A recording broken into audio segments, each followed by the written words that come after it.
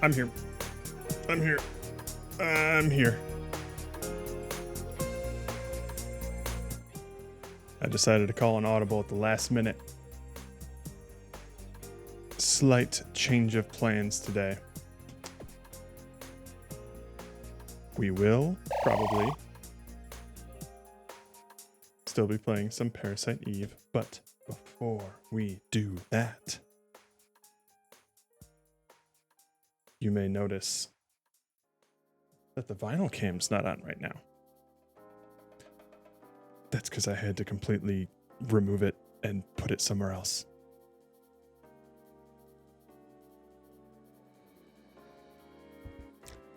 We're going to try and do a console repair today. And we will see how it goes. I don't have a lot of faith, because I've tried to open up this thing so many times. I've followed a lot of instructions. I may have bricked it completely, but we'll see. This has to do with, so for anybody who I'm a police officer. doesn't remember. Anyone in the house? Hey there, Rook. This little part here, the little spindle, this thing basically snapped off the last time I took a CD out of this thing. So I got some replacement ones that kind of fit. It came in a pack of 2. And the first one barely fit on there. These are real third-party little spindle things. And I really had to jam it on there. I'm hoping that I didn't, what's it called? There's a specific word for when certain components in a motor lock up, and I forget what it's called right now. But I pushed on that thing pretty hard, and now it's not spinning all that freely. Like, I can turn it. The rotary piston is still there, and we'll get into the guts of this in a sec. But it's not nearly as smooth as it used to be. So, what I went and did was I got some watch or clock oil. So we're gonna try and oil this thing up very, very methodically and medically. This thing is like a razor thin needle that we're going to just oil up our little motor here and see if we can get it to spin, because we got the spindle part, and to my knowledge, we haven't messed with the ocular piece at all. I've opened this thing up so many times to try and get this little spindle thing on. I've oiled it with different, less lubricated oil, and then I wiped it all off with isopropyl alcohol, and now it is probably as rigid as it has ever been. I learned how to turn this thing on without closing the disk tray, even when it's just the motherboard. I learned a lot of things about this thing. Hopefully, the biggest thing I've learned is not that it's broken forever, but we'll see. There are some third-party sort of like camera, what would you call it? You'll see the component once I open it up. It's basically in charge of reading the disc, spinning it with a motor, and reading it with the little ocular camera thing that they got there. That's like an all-in-one set thing. And you can buy those third party, but I have heard very mixed things about them. Some of them say, oh, it works perfectly, thank you. Others are saying, like, these parts aren't seated properly. My disc is scraping up against the blah, blah, blah, blah, blah. Or I'm hearing rattling from the motor and stuff, so I don't know. It's only like a $30 to $40 piece, but if I can get the original part to work... Ooh, no, I would rather not install an update right now. Windows snooze. All right, is that all of them? Cool. Whoops. That fucked everything up. Hang on. That. This way. That should be fine.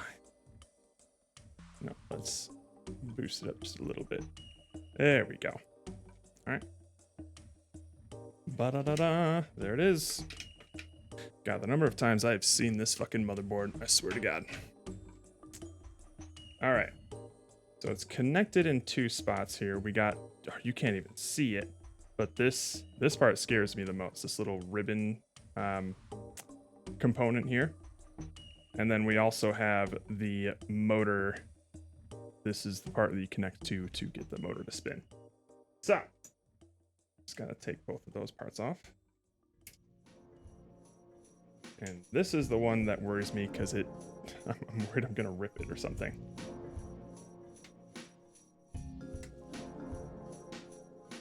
All right, we got it.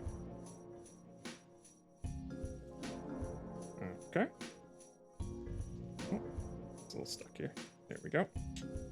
So this is the component that you can buy third party. I saw a couple listings on Amazon and eBay and things. There's a specific model for this PS1. I don't even know if the camera's gonna pick that up. Yeah, the KSM 44 focus 4400 AEM.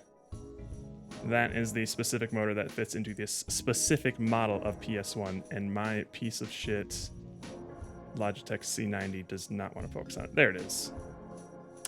So that's what I can theoretically buy if this does not work out, which I don't have high hopes that it will, but this is our last ditch effort, so we're going to try it anyway. I'm going to set this aside for now. Cover it up so we don't get any curious cats sniffing around it. Alright. So, first part's kind of scary. We gotta get this spindle thing off. And it is on there, pretty tight. So we gotta wedge it off.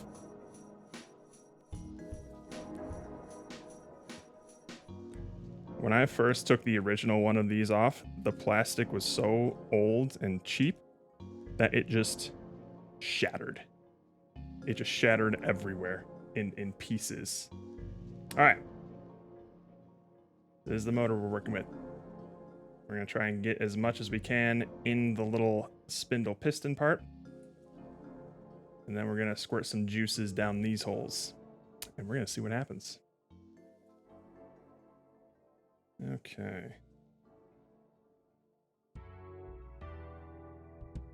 Oh, this wasn't even sealed at all. Twinks, all right. Okay.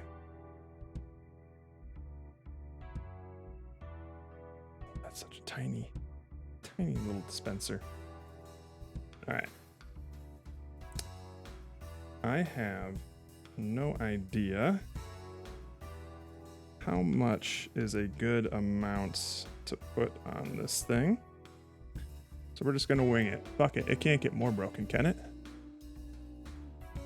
Actually, I'm going to real quick get a napkin so that I can kind of see how fast this drips out.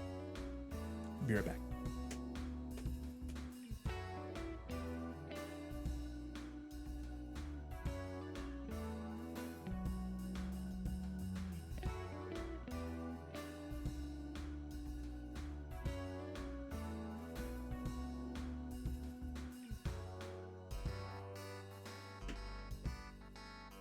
All right.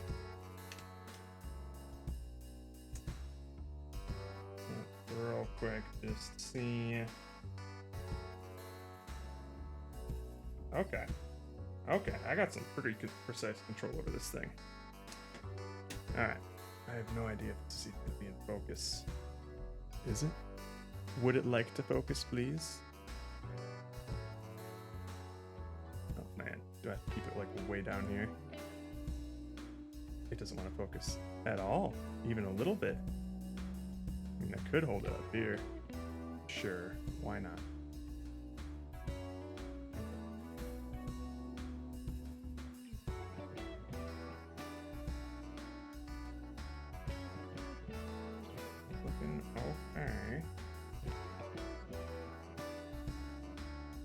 get all over this little piston thing here, but the important part is that we... Oh, it's not even on camera. The important part is that we get in a little crevice here. I'm so awkwardly holding this right now. Oh, thank you for the follow. Coda de Vita. How are you? I'm not even sure if my mic's picking up right now. I am pretty far away from it. All right. That should be enough there. Let's move it around just a bit just to make sure it gets in all of those little cracks and crevices. It's kind of hard to torque this thing without letting go of the plastic. Okay. That seems all right.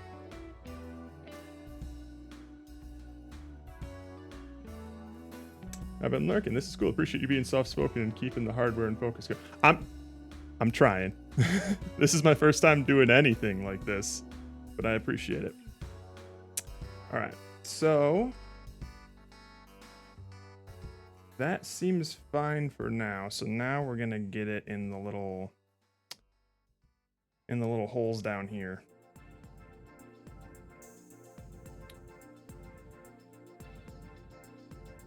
So apparently the main ones that we want to get it into are these center ones here. Yeah, these right here. So we shall see. Oh my god. It's so ass, this camera. Focus, focus, focus. God, I believe.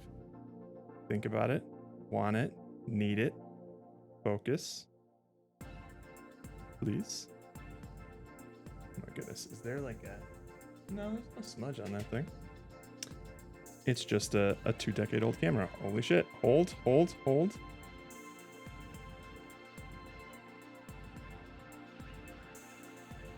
Hang on. The last thing I want is to drip oil when there's a little bit of hair there. You might be right, actually. You actually might be right. Maybe if it catches more of my hand, it can see it. Maybe it's looking for like a flesh tone or something.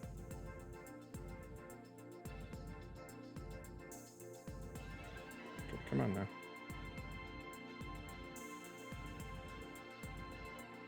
There we go. There we go. Let's get it all gunked up in there. All right. It's pooling up here, but I believe I was able to get some in there. Okay.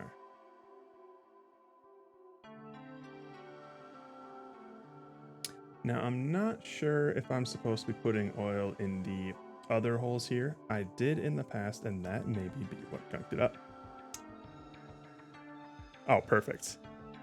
That's exactly the optimal viewing experience that you can have right now, Coda. All right. Let that sit for a bit.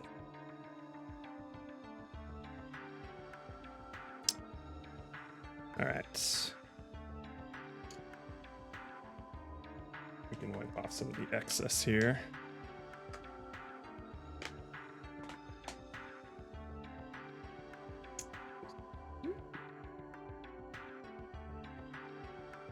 There. That should be good. All right. Let me just real quick see. What exactly are you doing? I came in late. Yeah. It's not in the stream info because this is a last minute thing that I decided to do. So, we were going through Parasite Eve. And then one day when I decided to take off a disc out of my PS1, oh, where'd the piece go? There it is. It's hiding. This little part, which is a replacement that I got, broke off. This little center part that's in charge of like holding the disc in the tray, it came out with the disc. And so I decided to get some replacement parts and try and put it back on. But then when I tried to do that, the motor that's in charge of spinning the disc stopped spinning like freely. Like it really had to, you really had to like torque on it to get the disc to spin, when normally you can spin that little spindle part or a disc inside of there and it'll kind of like, it'll be like a skateboard or like a rollerblade wheel where it'll like spin on its own for at least a little bit before coming to a stop. But after I put the new spindle, whatever you call it, this thing, the moment I put this thing on, it stopped doing that. So I am looking to see if I can just lubricate this motor enough to get it to spin on its own again. The holder thingy, exactly. I think that is the technical term, actually. Let me just see. This is how I've been testing it. This is not scientific. I just hold it with some pliers, something that I can actually get a grip on it, and then just shake it around a little bit. All right, it's feeling a little bit frictiony still. Let's see.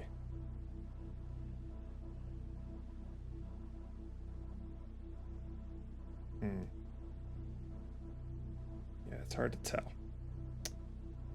All right. We'll lube it up a little more. Maybe I'm not being as liberal with the lubricant as I should be. There we go. Do you think the motor needs the lube or the holder thingy?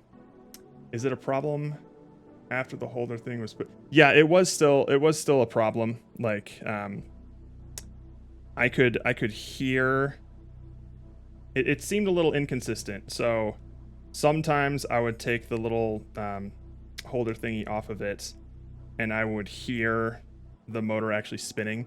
It's kind of hard to see this tiny little piston spinning. But, oh, come on, camera. Huh? It's kind of hard to see this tiny little piston spinning on its own, but I could hear it and sometimes sort of see it spin while the spindle part was off. And then sometimes it wouldn't turn at all. So I'm worried that in my attempt to replace this thing, I may have sort of like locked some components in the motor by being too harsh with it, but we'll see. All right, we're gonna put a little more in here. You've got it all figured. It sounds like it, but that's only because I have off camera put hours into this thing, looking up a bunch of stuff. A lot of, frustratingly, a lot of the advice that I was seeing was based on, so the motor can also not turn if this spindle part is too close to the actual component itself. It'll start rubbing up against some of the screws in the plastic and it'll just kind of like lock up. And I knew for a fact that that was not the case because the motor wasn't even spinning when this thing was like, God, half a centimeter above the components. Like I could see directly below it and it still wasn't spinning freely. But everything I was seeing online was just like, if it's not spinning freely, try moving the spindle component a little bit higher up so it doesn't rub up against the screws and plastic. I'm like, I know, I've been doing that, but what if what if I just feel friction, you know? I'm an electrical engineer. I don't know shit about PlayStation. It sounds like your reasoning and approach are right on the money. Yeah, I'm not an electrical engineer, but I've sat next to my father many a time when he has done some repairs like this. If you're an electrical engineer, you might be interested to see this. We can put that aside for a sec. We'll let the oil marinate for a sec, but here's actually what the inside of a PS1 looks like. It's actually pretty straightforward. Granted, I haven't opened up many consoles in my day, but the central component just goes right here. We have a little connection for the motor, and I believe this is what reads the data from the disk and transfers it to the motherboard. And then you have all this nonsense here, which I am not going to touch. You got well, we do have the power button here. And then there's a tiny little, I learned that, so normally in a PlayStation, if you try to play a disc while this compartment is open, it won't spin. So I had to learn to take a tiny little screwdriver and just push down on this little button, which is and essentially just like the safety mechanism that needs to be in place in order for the motor to spin and everything on it. So I learned a lot about this thing in the past week, just trying to replace a little central spindle disc thingy. Anyway, I have a cat that likes to roam around, so I'm going to put the cover back on this.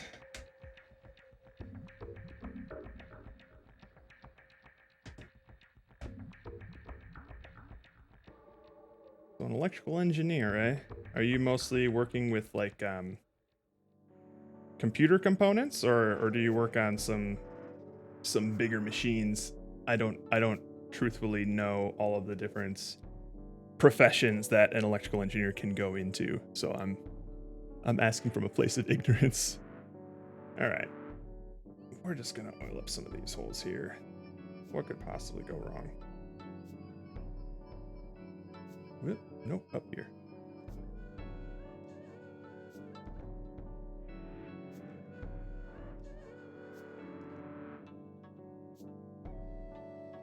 Okay. A little bit more oil on there. Come on, focus. Come on, focus.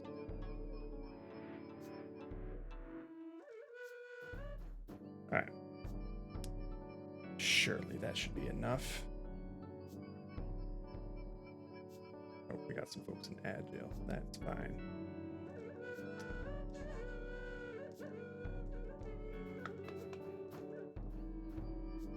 Alright. We are operating with some surface tension here. I can't say for certain if this oil is getting to where it needs to go. I guess we're also going to need to do some spinnies with this.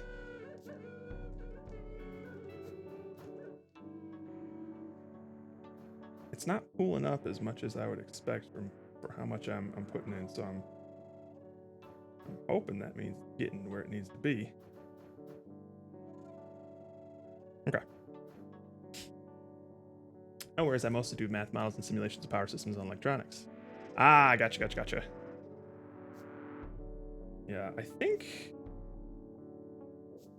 No, my dad's more of like in a managerial role these days, but he works with those sorts of like simulation systems as well, but mostly for like pneumatic stuff.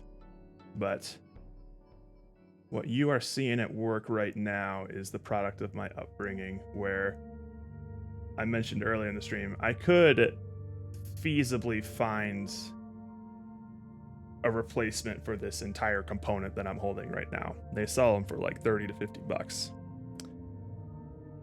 But in the years of being raised by my father, I now just have the instinct of, why would I spend the money on that when I can take a crack at just trying to fix it myself? Yeah. So a part of it is curiosity. Another part, I would, if I'm being honest, the much more dominant part is just plain stubbornness. It's almost 3 a.m. right, so I think I'll hit say. Oh, absolutely. Thanks for stopping by, Coda. Thank you. Good morning, my handsome boy. Well, good morning, Grizz. Oh, come on, focus. No. Yes, maybe. Hand. Focus on hand. Hand focus, please me. Haha, tricked ya. Okay. Alright, we're gonna need to give this thing a spin for a little bit.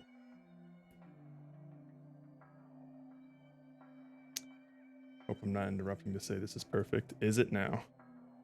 No, you ain't interrupting anything. Just a dude fiddling with a motor on a... God, how old is a PS1?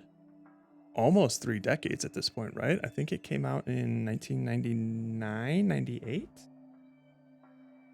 Holy shit. And this thing might be toast. But we're... Our last ditch effort. What's a P? Oh. You did... You did make me feel like Matt Damon in Saving Private Ryan for a second there. In those few brief seconds where you asked that. I had somebody in chat years ago. We were playtesting Game Jam games that people had made. And they made a game based off of calling people on the phone. And each new phone number that you would discover would help progress the plot. It was like a puzzle game. And they also hid a couple of Easter eggs in the game where if you called a specific phone number, a person would call and just be like a little Easter egg joke sort of thing. And we made the suggestion, oh, you should put in the phone number 8675309.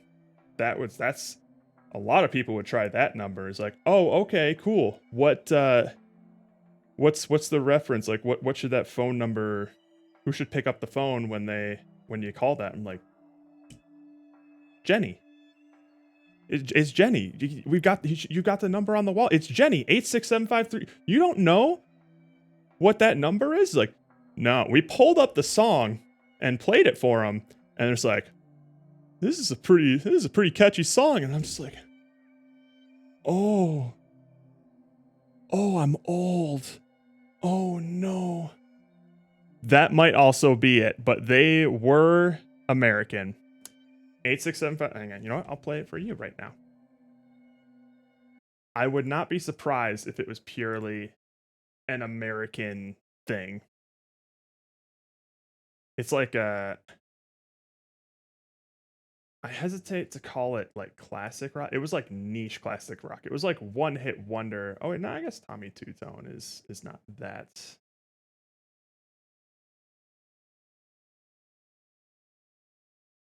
All right, let's see here. But the chorus is basically what launches it into virality. Did I hit the sensor? There we go. Back to chill PS2. Wow.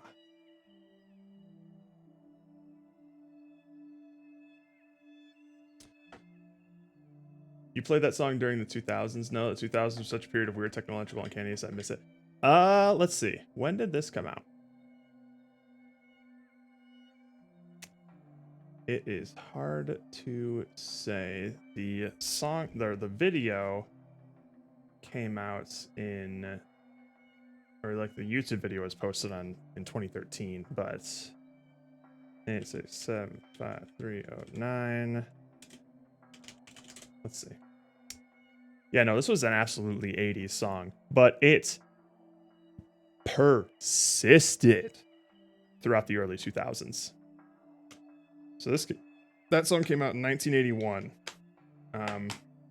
Granted, I haven't heard it recently, but that's kind of just because I don't listen to the radio ever anymore.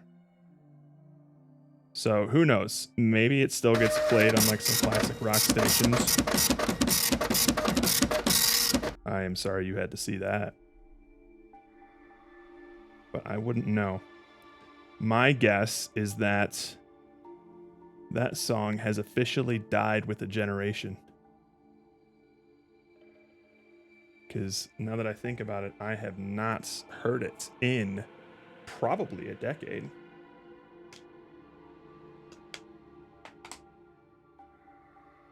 All right.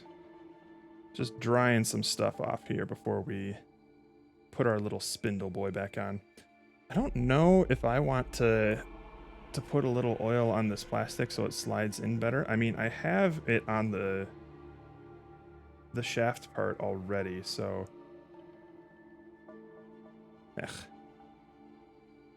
we could try it. Okay.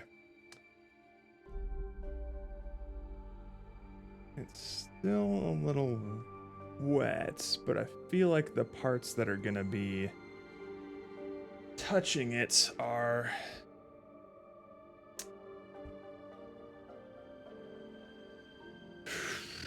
whose fingers we watching? Yeah. Hey, Gorley. Would you consider yourself pretty on top of what's popular today, though? I feel like even for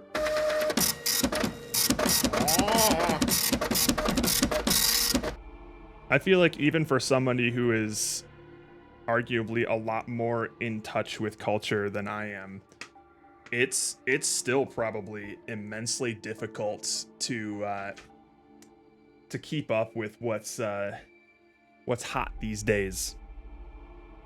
Because I feel like, and I feel like I started having these thoughts very recently, or I started having them a while ago, but they've recently become relevant again after the Avengers Doomsday trailer dropped, where somebody brought it up in the comments, and I think I agree. It does seem like so Marvel's still super popular, right? It still makes a bunch of money. We'll see how Doomsday does. However, it does feel as though the keyword is the monoculture of Marvel has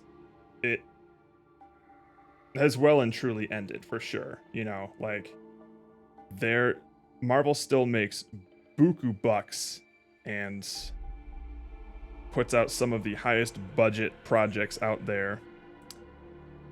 But the days of everybody going to see the latest Marvel thing and talking about the latest Marvel thing and speculating about what's going to happen in the next Marvel movie, that absolutely still, I have no doubt, happens in the fandom. But the days of everybody doing that seems like it's been over for a while, and I feel that that's the same across everything in culture at this point. There's not, I'm trying to think, because you had stuff like Star Wars or Game of Thrones or the Marvel movies, where it was a piece of culture that everyone knew and everyone was talking about. Like, there was a good chance that if you were talking to somebody who was watching TV or watching movies, they would know about and have an opinion about these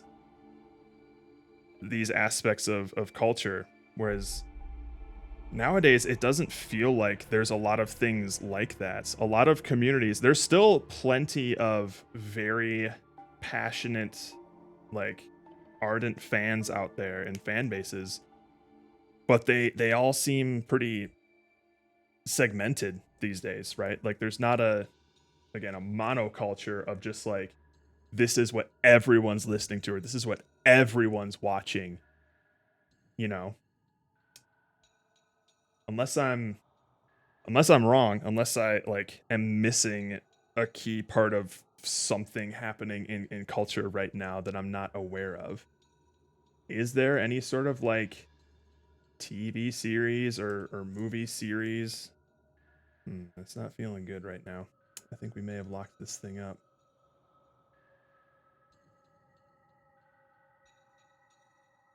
That looks decent. Push it in just a little more. Okay. So the main thing that I wanted to do. Now this thing's on. Ooh, that is not feeling good at all. It feels like that oil did nothing. But we'll give it a spin. See if we can get it. Oh, it's actually feeling a little better now that I'm spinning it a little bit. But it's still feeling pretty rigid. I would have expected a pretty stark difference with how much oil I kicked in here. But it feels as though this motor may be well and truly cooked. As a sort of example, let me grab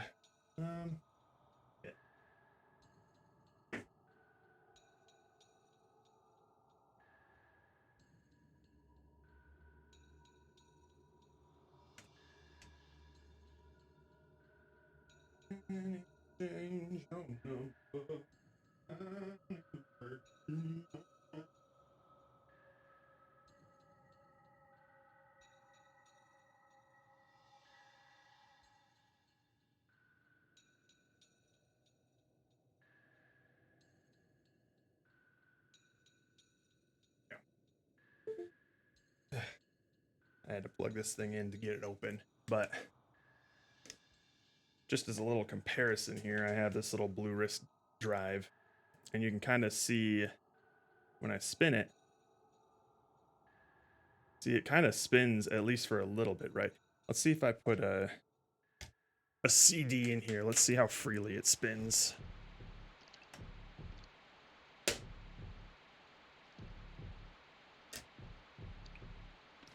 Yeah, I'm not sure we're gonna get this kind of action out of how the spindle currently feels, but if you watch this, just,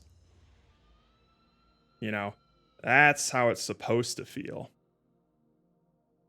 And that is not what I'm getting from this right now. See how it just like stops immediately? That's not good. I think this thing is cooked. The oil did nothing. That was the last ditch effort. But we can still try. So let's all right. Let me get the power source for this thing.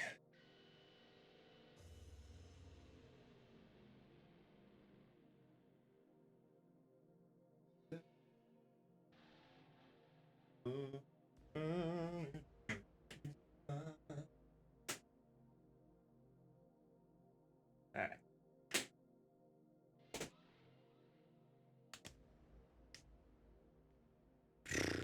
How do we want to do this?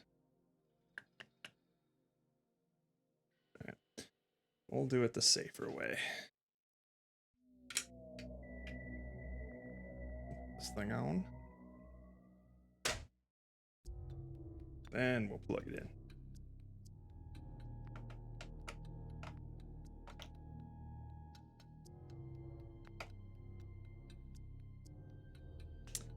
That way I'm not just raw dogging the motherboard here.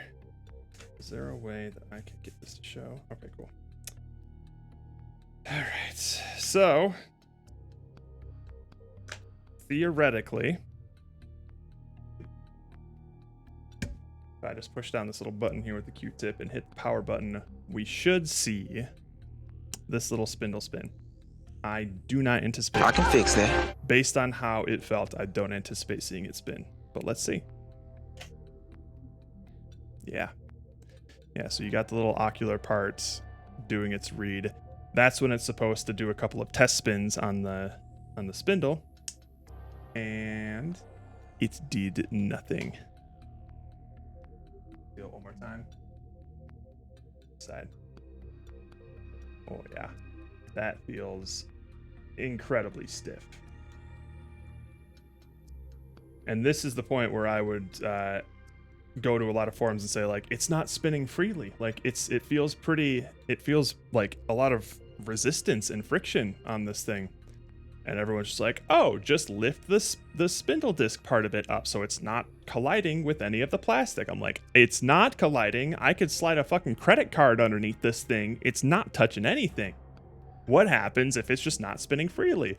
Oh, just, push the little spindle part a little bit up so it's not colliding with all the components. I went like 4 to 5 pages deep into Google search results and nobody had what I was looking for. It was approaching like 1, 2 in the morning. I was just like, I just want to win. I just want to figure this out. I don't care anymore. I just want to know. But I believe the conclusion is that this motor is just fucked. There's something with the internals that are locked up and causing a lot of friction. It was released in Japan on December 3rd, 1994. Hey, neato. Following in North America, the 9th of September 1995. Wow, okay. So... Shit.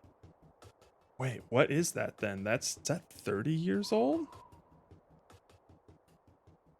Right, because 2026, 2016, 2006, 1996. Yeah, it's 31 years old. Shit. No wonder the plastic shattered when I took this thing off. Alright, yeah. It's a youngin'. It's older than me. Is that even right? No, that shouldn't be right. No, it's 31. I'm terrible at math right now. Because I am 32. Sorry, I was just trying to do some electronics testing while doing mental math. Yeah, I think this thing is kaput. Our last ditch efforts is to just put it upside down and wait and hope that the lubricant does its job, but I think this thing is toast. Which is unfortunate. But what is fortunate is that we have a PS2 that can generally do the same job. The only unfortunate thing with playing on the PS2, which I discovered while raging at Dukes of Hazzard on stream, is that sometimes it runs at a... did I put this thing back or did I accidentally... Oh, god damn it. I closed this thing and it still has the disc in there and I have to plug it in to open it again. One sec.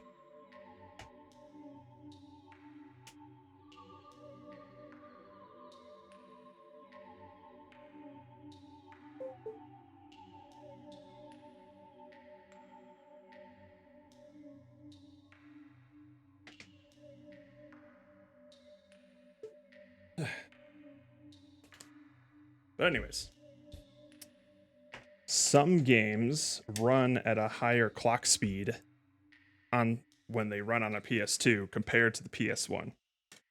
Because we struggled hardcore playing the Dukes of Hazzard on the PS2.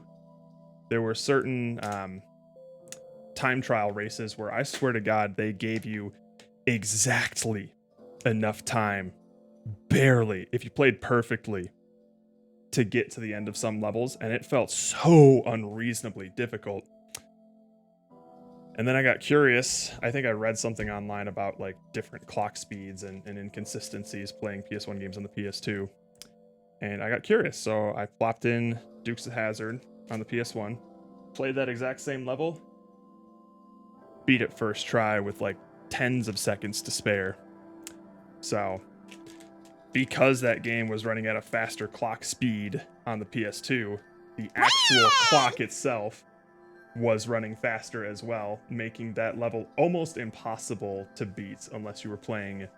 I swear to God, we spent like an hour and a half on that level. So, it would have been nice to be able to play PS1 games originally on the PS1, just for the consistency of it, but it looks like if I want to do that, I'm going to have to get a replacement component, which according to online reviews seems extremely hit or miss in terms of quality and consistency in terms of how well the components are laid, whether or not they're properly aligned for the accuracy that's required for disc reading and all that nonsense. Or I just get a new PS1. I can fix that. I thought I could, and then I didn't. Fortunately, as far as retro consoles go, I believe the PS1 is on the cheaper end. I think at most they tend to go for around $100, which is, not nothing, but as far as retro consoles are concerned, it is on the cheaper end. So, who knows? I'll do some perusal. I don't know what I would prefer. What up, Dalbus? Do you have a PS1? And follow-up question, is it for sale? Because this one, I think, has seen its final days.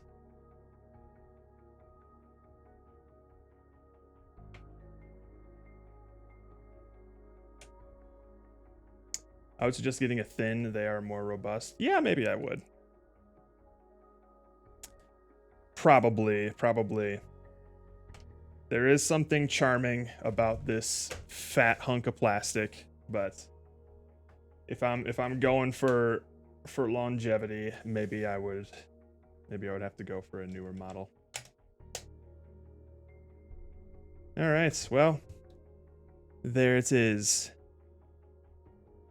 I feel like we've played a couple of things on stream.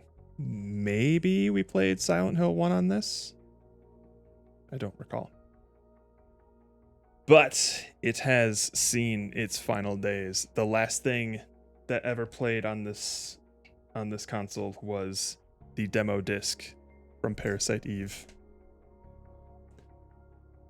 This is what killed it.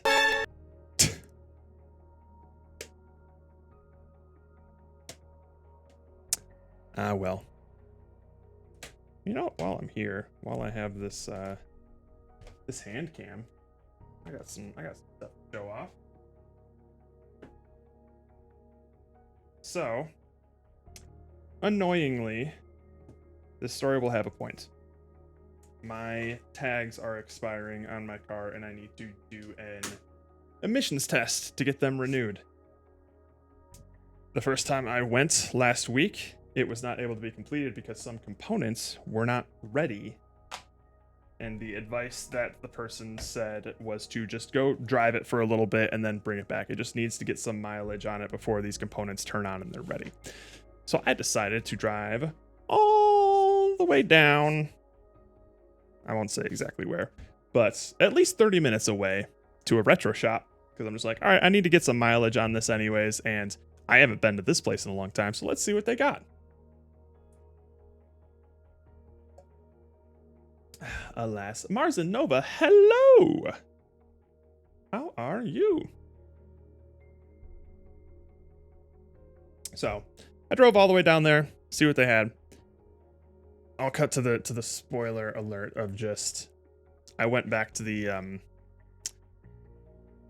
auto shop and those components still were not ready. And the words that the man told me in order to get it prepared to actually turn those components on was to so his advice is to get on the freeway and just gun it as hard as you can so that enough gas, he said his words were, to get gas into like the catalytic converter so that that component turns on or something like that.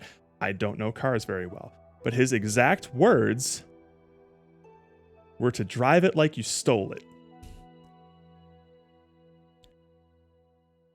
So, I haven't quite done that yet, but on more than a couple of occasions on my way to work, I was that asshole who was just like, if there were no cars ahead of me on a busy road that I live on, I would just gun it and it would just make the most obnoxious, loud car trying to peel out noises just to get up to like 40 miles an hour. I hear those cars all the time on my streams, like, shit, now I'm like this guy now because the people at the auto shop told me to drive like this. I'm not obviously gunning it the whole way down like that, but just like I would accelerate maybe like 3 times faster than I normally would to get up to speed on that road, just because this guy told me to drive it like I stole it. So who knows? Maybe the tags expire at the end of the month, and I am going to be gone all next week. So I tried my best. If they're not open tomorrow, I'm shit out of luck because I fly out Saturday. Anyways, long story short, I went to a retro shop and I got a bunch of I'm games. a police officer. Anyone in the house? Some of them I've already shown on the Discord, but I got a couple. Oh, this is upside down. Overblood. I don't know what this is. It is a all I know is that it's a PS1 survival horror game. So you know what? Let's discover this right now. Let's bring up Overblood. Overblood. PS1. I had never heard of it either. But it's made by Electronic Arts back in... This is their old school logo. Back when they had like a whole... Maybe it'll focus more if I take this thing off. This is the logo back when Electronic Arts was like a collective of like auteur artists. Like if you look at an image of what EA used to look like, there was specifically like an article that featured them. EA, I don't know. What if I just type old school article?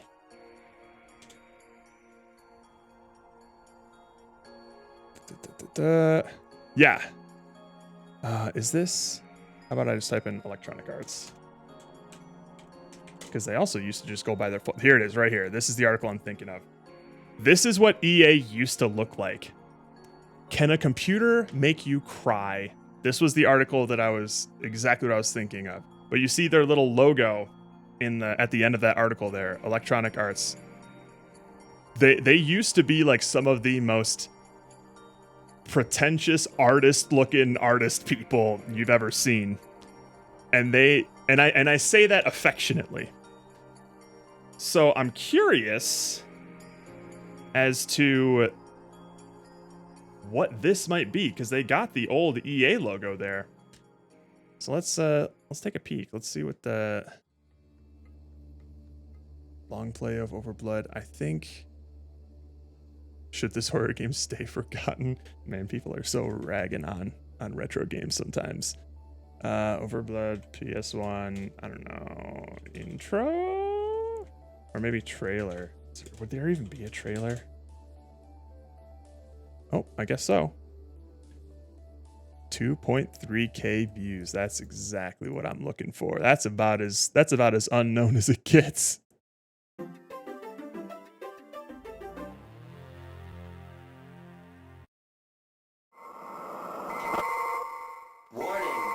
Warning. A state of emergency is in effect. It's got voice acting. That's something.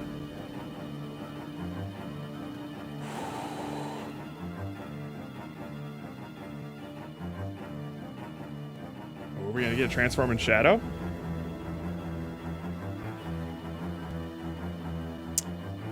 This does feel like my kind of cheese, though. Mommy?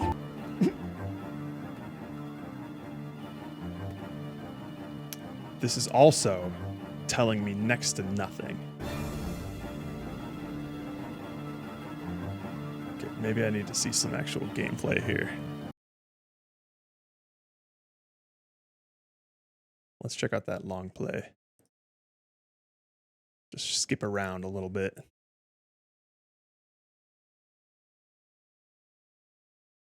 I'm assuming it's going to be like what every other survival horror game of this era kind of looked like. Yeah. Wow, it looks way older. Look at those joints. Oh man. I'm very interested to play this. Auxiliary power device located underneath. Oh. Activate under normal conditions. I'm getting Danger of overload. some like I'm getting some Martian Gothic vibes from this in the best way. Holy. I don't suppose you'd like to try to make that jump. All right, I can't watch too much of this because I don't want to be spoiled. Because the magic. I get this. Yeah. I get this. The magic of games like these is just spoilers for the last one there. The magic of these games is just discovering how cheesy and jank they can get. Speaking of cheesy jank, I am the most excited for this one right here. Let me move these out of the way so I don't spoil anything. The thing that caught my attention immediately. Shh, you saw nothing, Diesel. The thing that caught my attention immediately with this one, well, first you have the tagline, Daddy's little girl is out to save the world. What? Huh? But the thing that caught my attention next, right there, I don't think it'll focus. There's motherfucking FMV cutscenes in this. I looked up some of the gameplay for this. At the very least, the cutscenes. This game looks like a slam dunk. This game looks like exactly the kind of jank that we look for on this channel. Sounds like a tagline for, right? It kind of does. Daddy's little girl is out to save the world. What even? So, I'm very much looking forward to playing this on stream. I think this is going to be a gold mine for the boys. But unfortunately, I don't think we're going to have time. Daddy's little girl. That's the weird thing. It's got like it's steeped in like that sort of like, I don't know what else to call it, but like 80s misogyny, I guess, of just like, just make her a sexy alien thing. I don't know.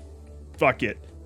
It seems so cavalier and misguided, and I cannot wait to experience it. Next up. Oh, but yeah, I don't know if we're gonna have time to play it this year. I've been going through the schedule. This year is already filling up. I'm going to be gone next week, which is going to get rid of a weekend and a half of streams. Then we come back, finish Trauma Team, and then I think after we finish Trauma Team is going to be... Shit, hang on. I made a thing for this. Why am I trying to speculate right now? I made a thing. Where's the thing? Here it is. In case anyone hasn't seen it on the Discord. Right, so we're going to be talking about Mastiff's movie, Homeward Bound, tomorrow. Then no stream for a weekend and a half. Then we're going to talk about another movie, finish Trauma Team, one more movie, and then Saturday the 15th, we will be starting the Nuzlocke. Which, reminder, you know what? I'll give you guys one more chance. One more chance to get your submissions in for the Nuzlocke trainers. What was it called again? Here it is. Because it ends tonight. I'm closing it. Zip, zip, zip, zip, zip. Where is the chat? There it is. If you would like to contribute any dialogue for the trainers in our randomized Nuzlocke challenge, I will be closing this tonight and getting all of the entries in tomorrow so that I can hand it off to the Ruds to do some other things to it. That'll be a surprise. But there's your last chance. When you say Daddy's Little Girl, it made me think of this terrible country song with a line like, "Hey little girl, is your daddy home?" I don't remember much of... that sounds like a country song. The only country song that I'm aware of that uses that kind of language is, what is it, like a Toby Keith song or something? It's called like My Little Girl or something, which is a lot less creepy because it's just about... I get this! Yeah. I get this! It's just about a dad watching his daughter grow up and singing about how she'll always be his little girl, like affectionately, not creepily, whatever. But, oh, that sounds gross. I'm a Chet. That's a band. Another Renner banger. Yeah, that's probably off of his album Love and Titanium. It's probably in there somewhere. Anywho. Next up. I have no idea about this one, but these are my favorite kind of games to pick up when I have no idea about them. Urban Chaos. Guess I'm just a lucky man. I know. Developed by Eidos, which I believe, are they? Hang on. They're either the Hitman people or the Deus Ex people. Let me double check. My gut says Deus Ex.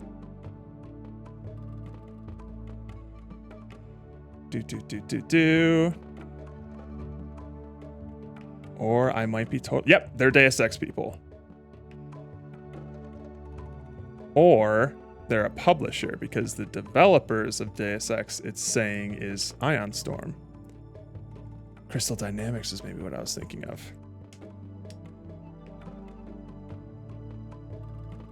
But yes, it's wait, hang on.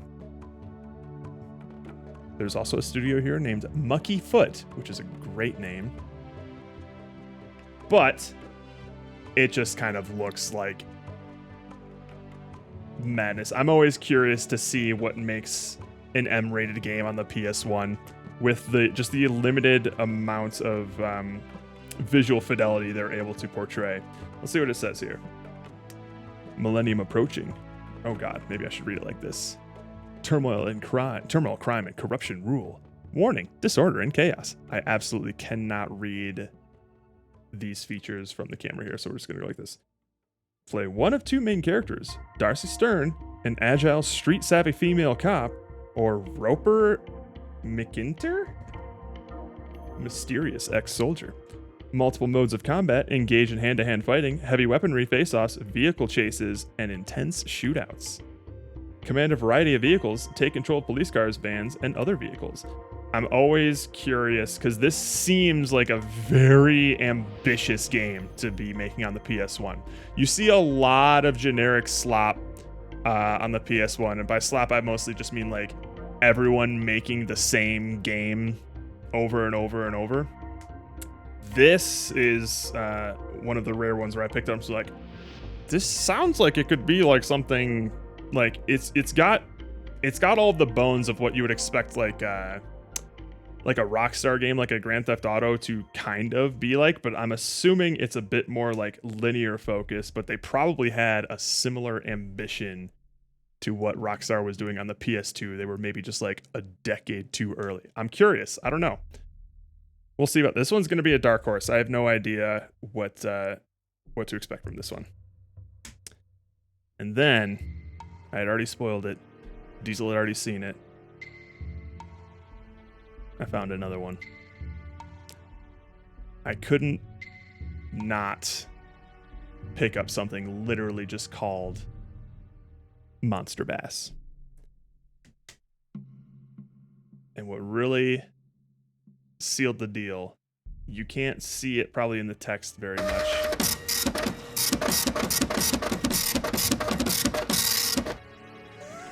That's how I feel. That's basically how I feel when I saw it. I'm not sure if you'll be able to see the text here, but it says 4 different types of scientifically mutated gigantic monster bass. It's that little third one there. So it seems like it's a pretty small, short, self-contained game.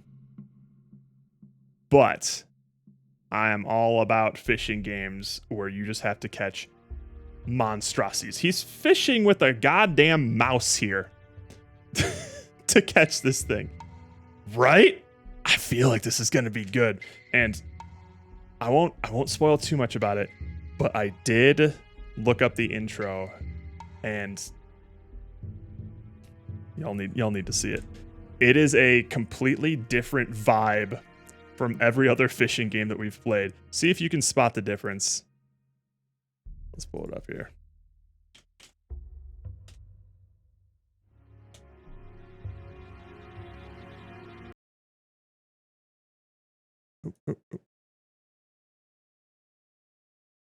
The intro to this is fucking just great.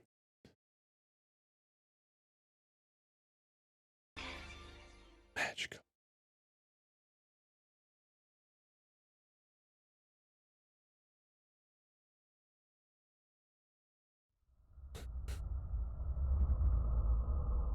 Oh. Oh.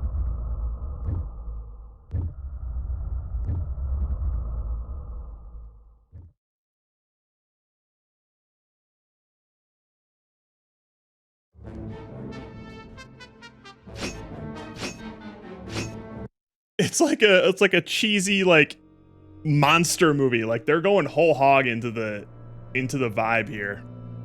We got lore, monster bass lore.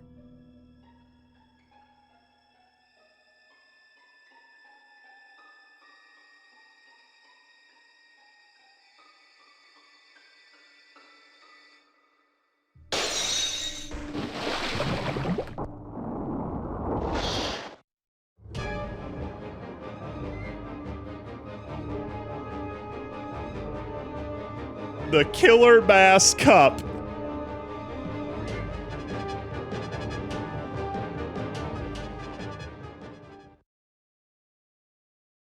And that's all you get. That's all I saw. And I'm so excited. We found another one. We found another ridiculous fishing game. And I'm hyped. So.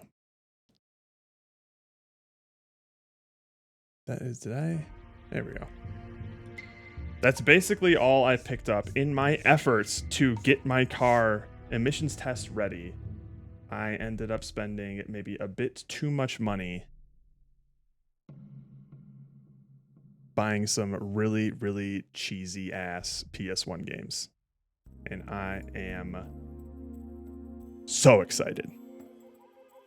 All right, let's get some things out of the way here. All right, well, I have successfully killed an hour and a half trying to revive. Oh wait, I need to set this thing upside down. What am I doing? Flip it. Trying to revive my PS1. Hence why this hand cam was here for anyone who came up late. I didn't just set it up to show a couple of boxes. You're showing the Reds none of it until it's being played. Correct. Correct. They are not going to see any of that. They don't even know that I got it. So you guys got an exclusive peek. I did post Steel Harbinger in the Discord because I have such high hopes for this game. I think it's going to be a lot of fun to go into Raw on stream with no expectations. Thursday only content. Oh boy. I don't know if you better believe the boys would have words if I played a fishing game without them.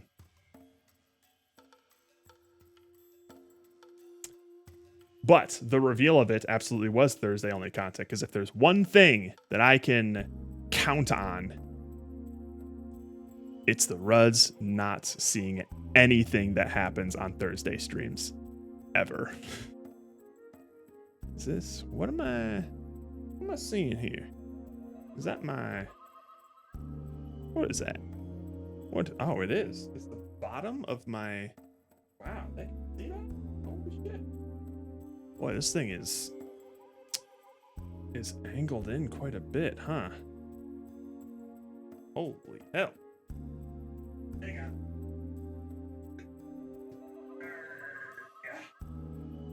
How's that? There we go. I think the latest printed Jared make a solid emote sticker. Let me see it.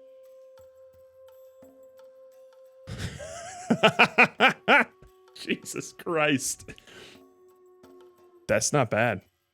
I wish I got the, I should have been showing the box itself there. Oh well. That's pretty good. That's pretty solid. Alrighty. Well, I am going to really quick go into the bathroom, and then I guess we can get started on Parasite Eve. We can continue with that. But, oh god. Okay, we should be fine. Until then, you know what? I just showed a bass game. You guys get bass for now. Have fun with the bass. Be right back.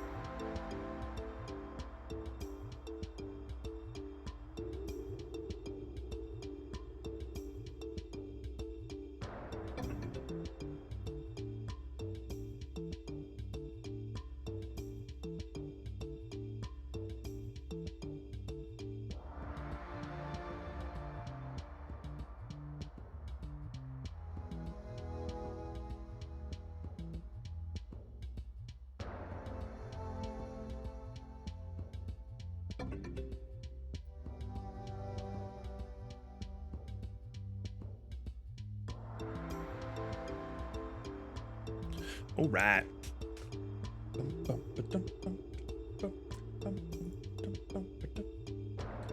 Just trying to think, where have I heard this before? This motherfucking Jack and Daxter, baby. I should play those again, man. Those are some good games. All right.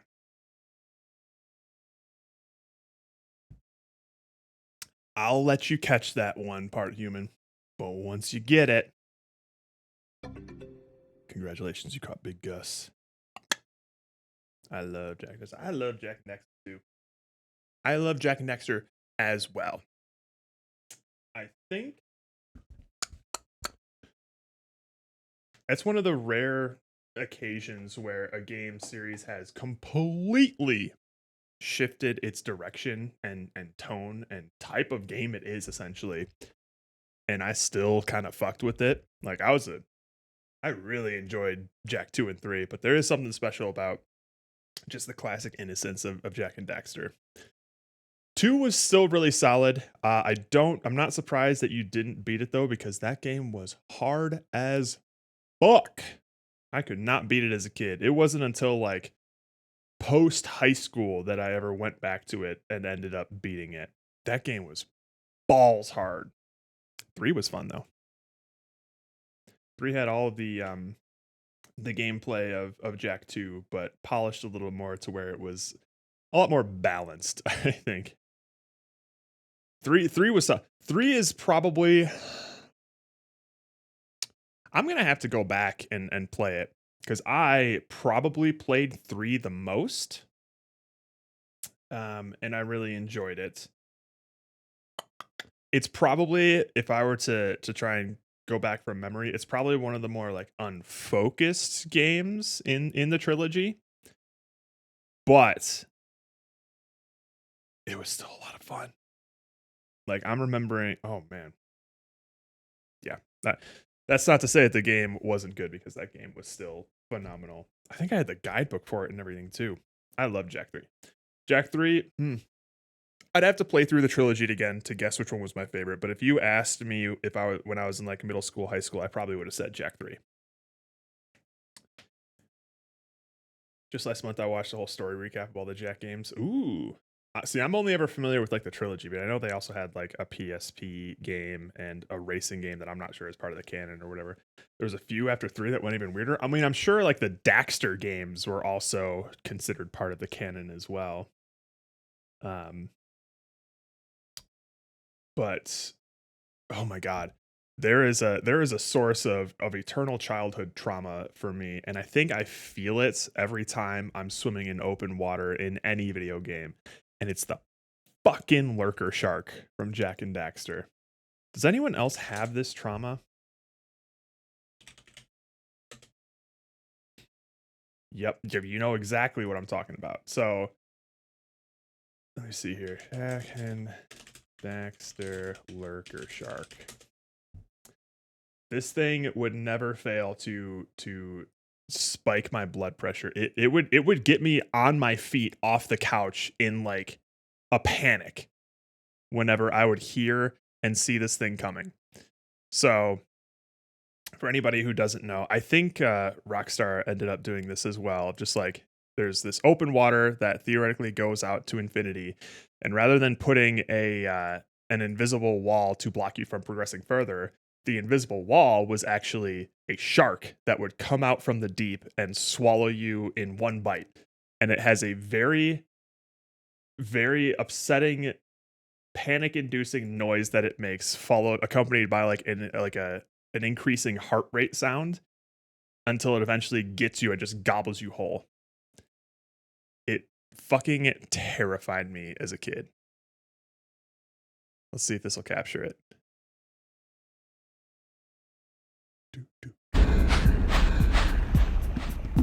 Oh, this will be plenty loud. You'll hear it for sure. God.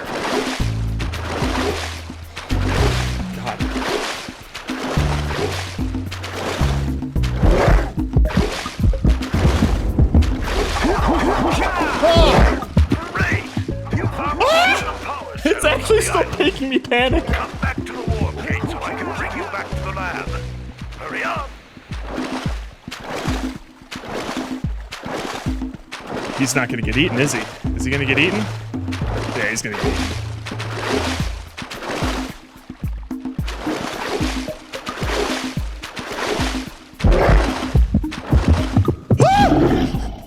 It's so scary.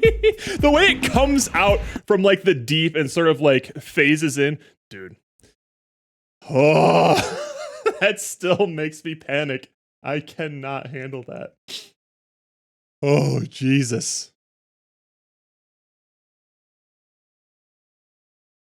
This reaction makes even more sense after the balloon lore drop. I was an anxious kid. I don't think you guys fully appreciate. I was I was undiagnosed with something. I still don't know what it is yet, but I was an anxious motherfucker.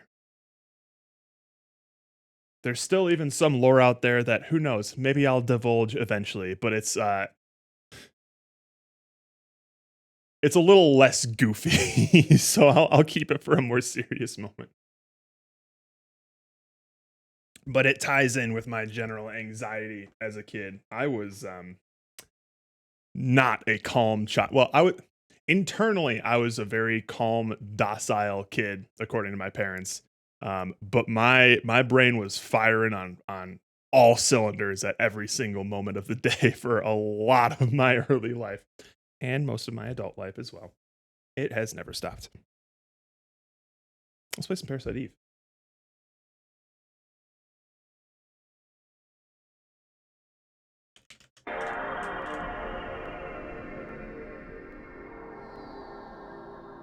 Internal anxiety, indeed.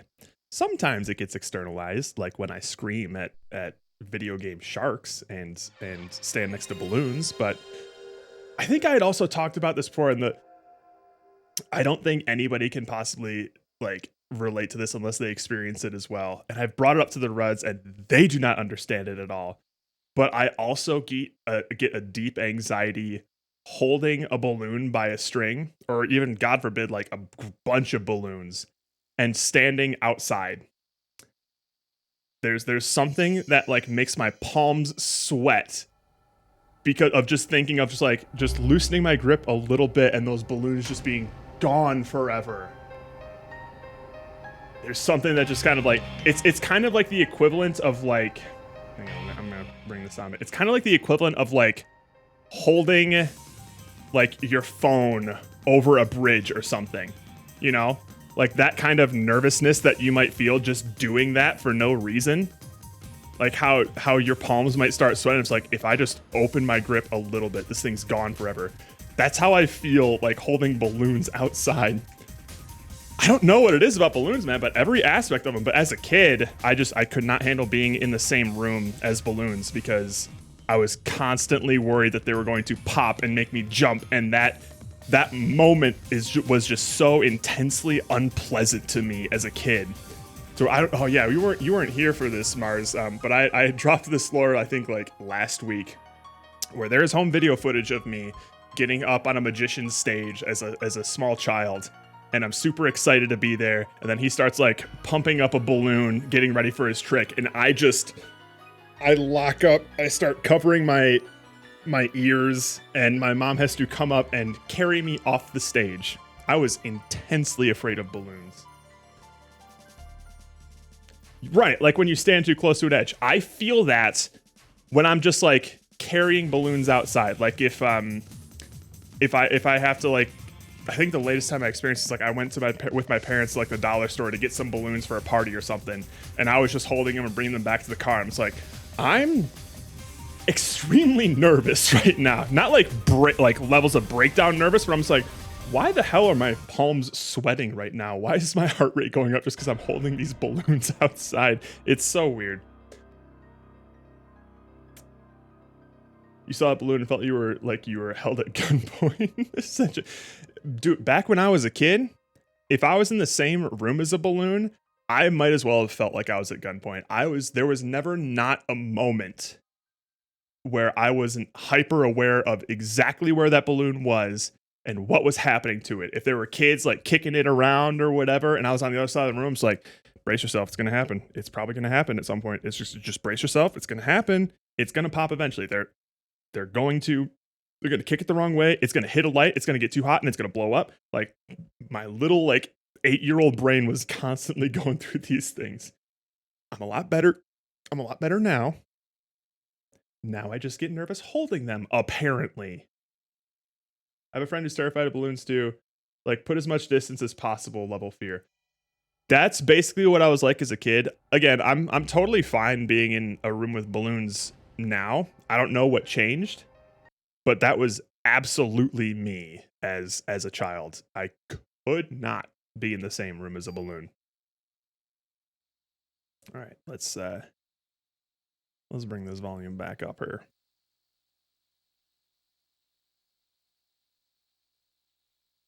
Yes. Ah, yes. Or when they're bumping balloons around on the ceiling and it's one of those popcorn ceilings, or if the fan that's on. Yeah. Oh, absolutely. Or God forbid, the thing that I would always immediately notice is when like a balloon floats up to the ceiling and it comes to rest next to like a light fixture. And I was like, it's going to get hot. It's going to get hot and then it's going to blow up. And there's, unlike like watching kids play with a balloon where I can kind of tell like a couple moments before it's going to happen, this is going to come out of nowhere. I'm not going to be able to tell when this thing's about to pop, but it's going to pop. It's right next to a light fixture. It's going to pop. I don't know if he got past it. Last time I saw his fear reaction with them, he was in like 9th or 10th grade.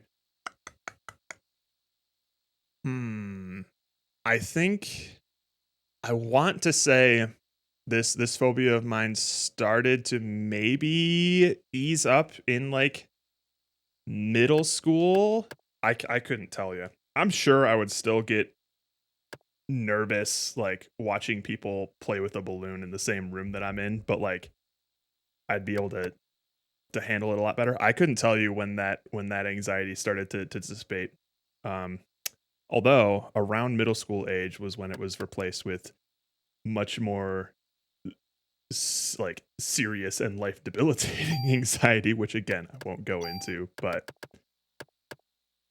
yeah, it was around middle school that started to happen. Ugh.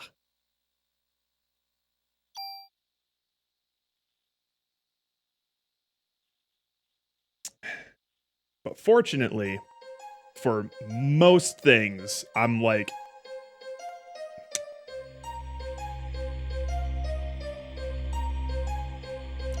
anything that's weird about me is like more quirky weird rather than debilitating, if that makes sense.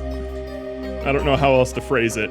There's still a lot of things wrong with my brain, but they're not, most like 90% of them aren't necessarily impeding with my life. All right, we don't need to go through here again. All right, let me do a quick audio check here. It's a little loud. Okay. Oh, it's okay. Sometimes stream is just the streamer in chat trauma dumping about balloons. Exactly. I mean, if you stick around, Mars, you'll there's a lot of things that some of the regulars know about me that's, oh shit, really? That's, I'm pretty sure not even my family knows about me. Ah, shit. Are these like random encounters? Because I don't recall. No. Hey. Oh, God. Stop it. I don't recall fighting these guys here before. Run. Okay, so I just need to get as far away as I can from them. That's the only way that I feel like I can dodge them. Nice. Sharing with the internet is so much more pleasant than sharing with them. Boy, don't I know it. Especially, like, from a personal perspective, I don't know if anybody else has this experience, but sharing these sorts of things with your parents, especially my mom in particular, it generally comes with a lot of like unsolicited advice on how to fix it, you know? Whereas like, I'm telling these stories on stream kind of just because I think they're a little bit funny or at least a little bit entertaining.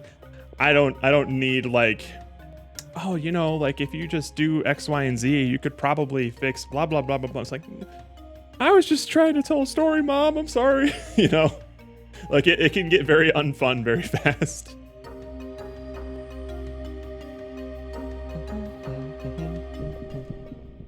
All right. Oh, shit. I feel like these birds go out in one shot, if I recall. Stop. They do not. All right. That's not good. Boink. There we go. Oh, I died. Oh, shit. I think I just got revived. Oh, man. I was hoping to save that, actually. All right, we should probably heal.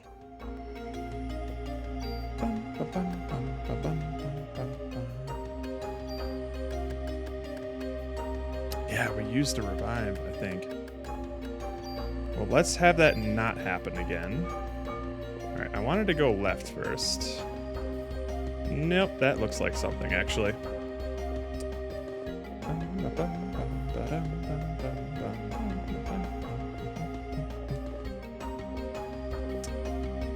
Nothing here? Nothing? Okay.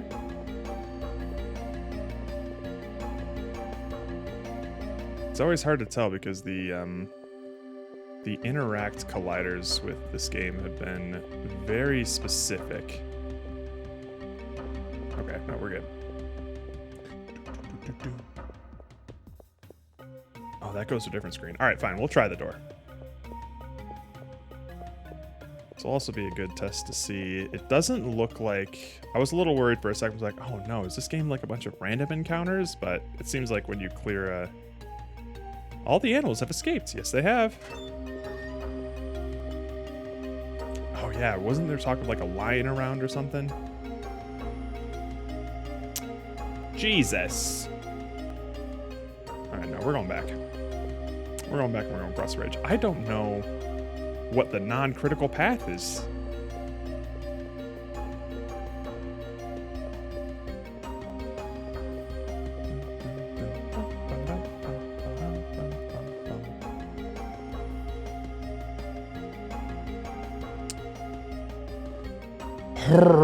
Okay.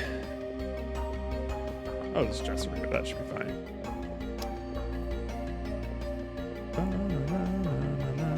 What do we got? I will take that. I've been using a lot of it recently. Gonna go through here? Nope. All right.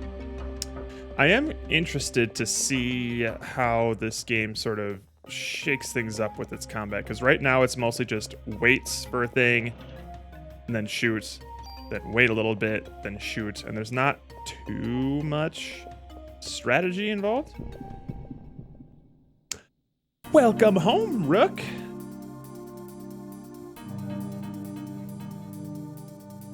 By the way, I saw that ridiculous, like, whip-maxing builds you did with that Major Orion today. What the hell, man? How did that work out so well for you?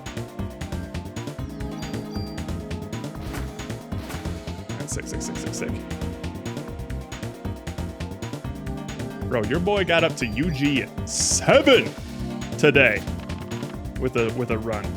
Unfortunately, it didn't result in a lot of skills that I needed for the upcoming CM, but your boy's been climbing the ladder with the new scenario that dropped.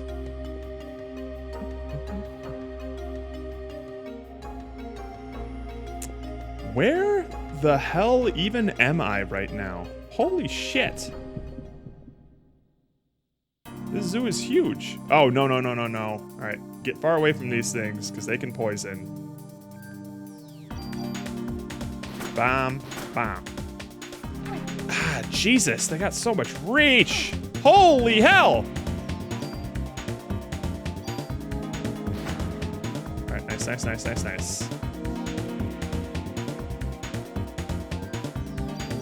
I think if I get close to them, they shoot out their, like, toxic gas. Die. Okay, sick. Still scraping carrots for the yellow lady on the banner.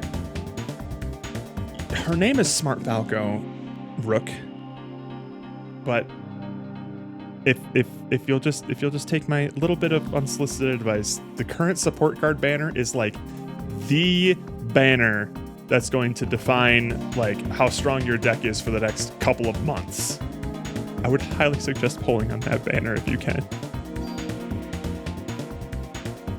Ooh, we have heal 2 now. Nice. Okay. Well, you're getting free 10 pulls every day with that one, so you can. But I'm not gonna knock someone for pulling on Smart Falco. I have the OG version of Smart Falco. She's been great. She's been really rounding out the dirt squad on my team trials. And who knows, I might run her in the CM. The only unfortunate thing is that she's a front runner. So, who knows? My current team right now is going to be Inari 1, Christmas Ogre, and I still am trying to look for a third slot. It'll either be... Oh, I'm here now. Okay, well, let's go back and save. It'll either be Smart Falco or Agnes Digital. Agnes Digital might be fun. Oh, I think her banner's done, Rook. Is her banner still active? Capona Ricky? Is she still there? I definitely won't blame you for pulling on her. She looked fun. All right, let's hit the save point real quick. Oh, no. Well, that just means that she can show up in all the future banners now, I guess. Just with a non-rate up.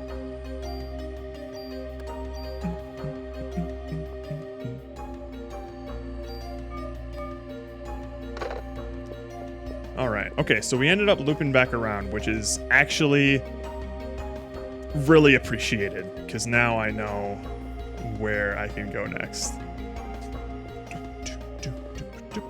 Now I actually have a sense of where everything is. Because this map was starting to spider web in a way that made it very difficult for me to keep track of where the hell I was. Okay.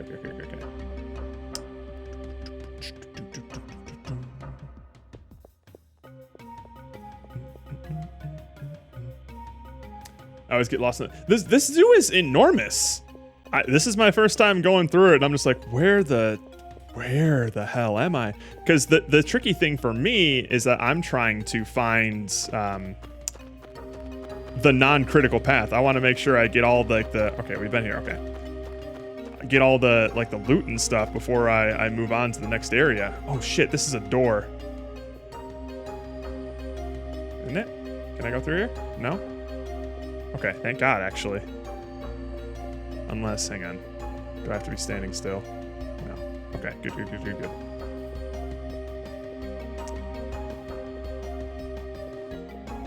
You're trying the 100% because I'm not gonna be hardcore trying for the 100%, but I when it comes to games like these, I always want to try and explore as much as I can before moving on to the next area.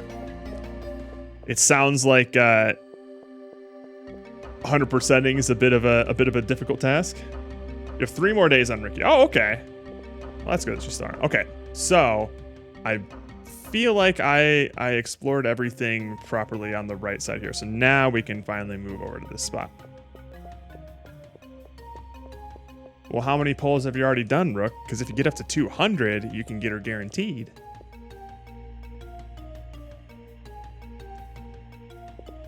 %, requires the building. I don't know what that means. Hopefully I'll find it out at some point. But I'm trying to go through this playthrough blind. Here's another dead person. Can I examine them? No? They're just blocking the road? Okay. Well, that's fine.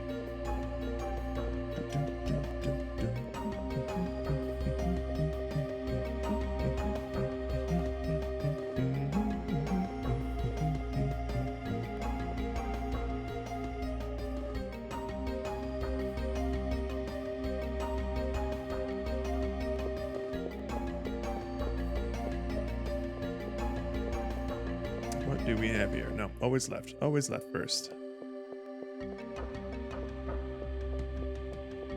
Oh. Yeah, it looks like a separate entrance.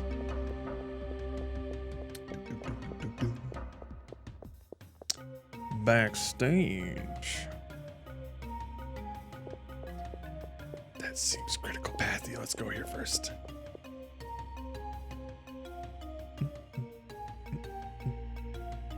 There she is. That's who we're looking for. Everyone, is there even anyone here? If there are people in here, they look pretty not ignited right now. The holiday season brings joy to us all.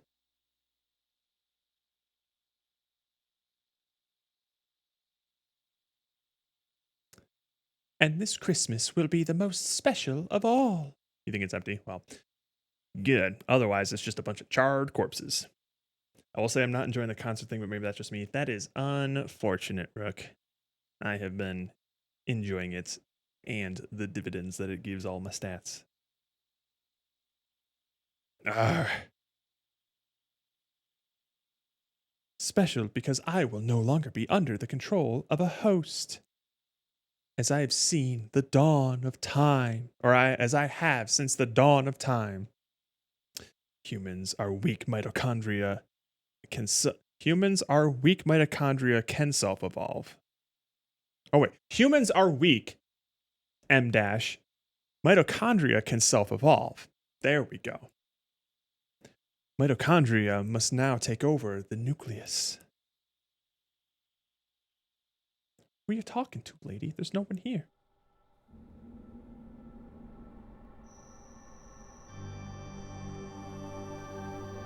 I can walk you through it, Rook. Who knows? Maybe there are people here. Okay, well, they're all fucked. God damn. Dude, these cutscenes are insane.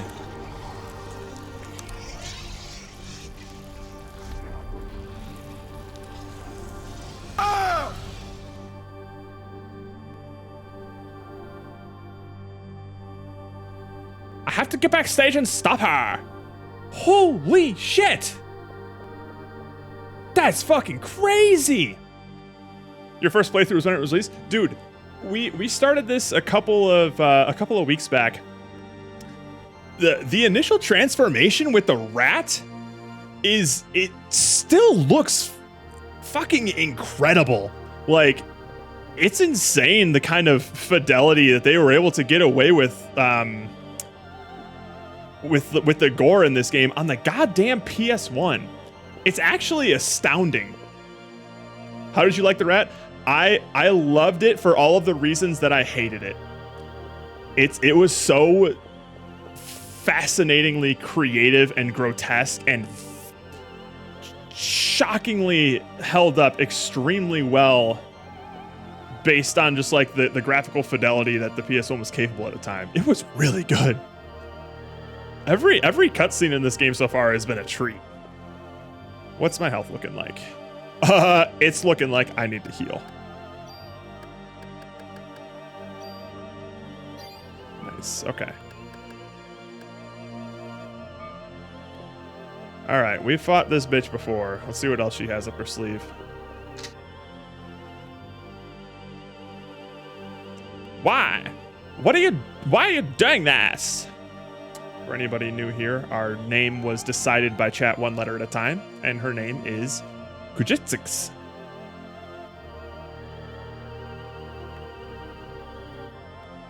Kujitsix. Thank you. Bad ending of the opera scene in Fifth Element. Holy shit. You just threw me back. I had seen that movie, well, shockingly late in life, on the request of Roka during our movie review time. But I know exactly what you're talking about because it's pronounced as Quinn. I think you know what? She could get away with that, but I think she fully embraces her full name of just Kujitsix.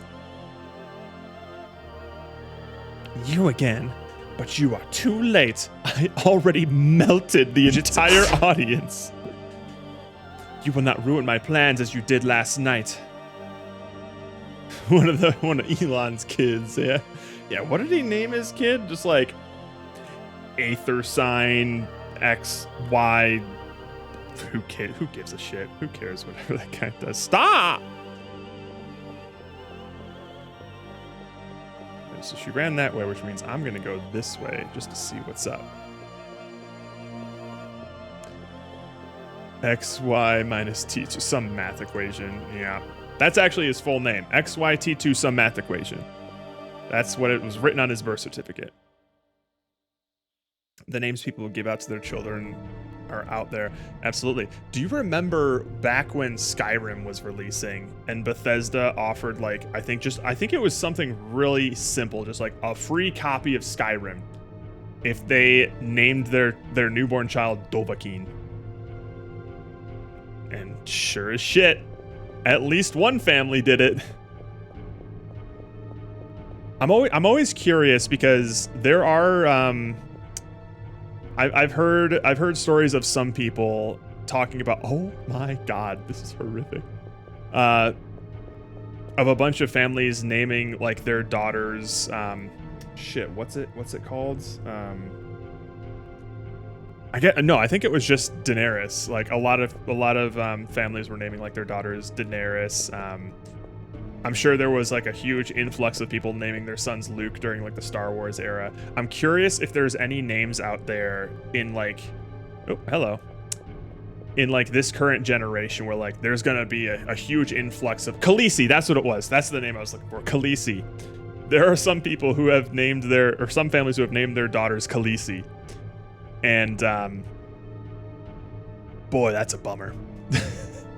That is a bummer. Because at least with a name like Luke, it sounds normal enough to not stand out during like elementary school attendance or something.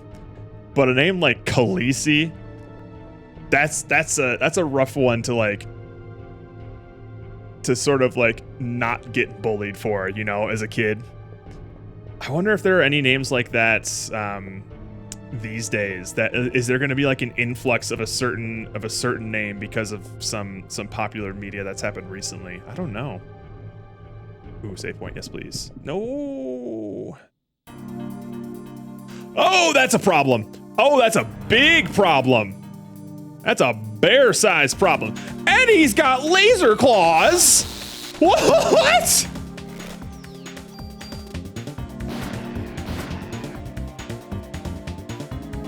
No, don't look at me. Stay away, stay away. Well, that's a motherfucking polar bear. Stay back. Ow. Woo. My mother told me that I was named after a dude in a soap opera she really liked.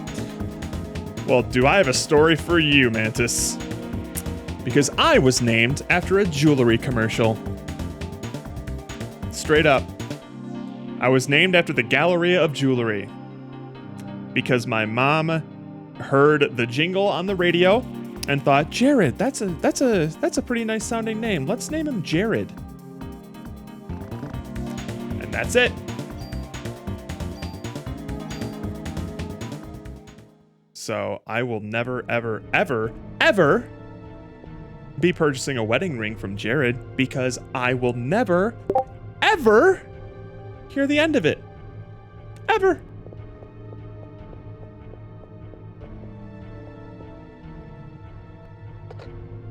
Get married. You won't.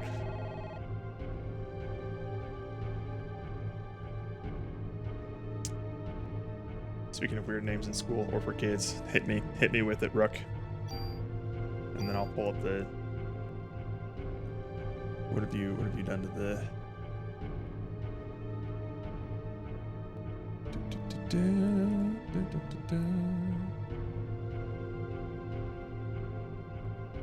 What have you posted in the Discord? Oh? Well, hang on. This actually might answer the question that I just asked. Let's take a peek at this. I was nicknamed Special K, got bullied pretty good. That's a rough one. That's tough. I can absolutely see that happening. That's a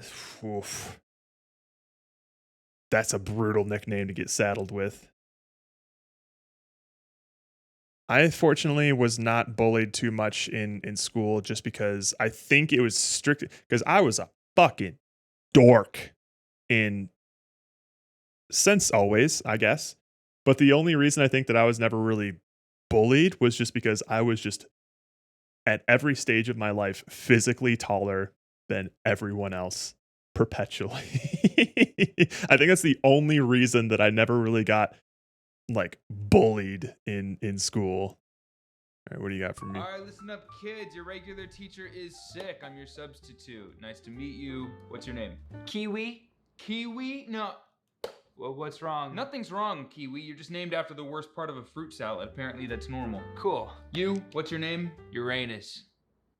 You're what now? Uranus. Like the planet. Out Pronounced of all Uranus? the planets your parents could have named you after, they chose You're Rainus. I'm their 9th kid. I got what was left. Does anybody here have a normal That's pretty human good. name?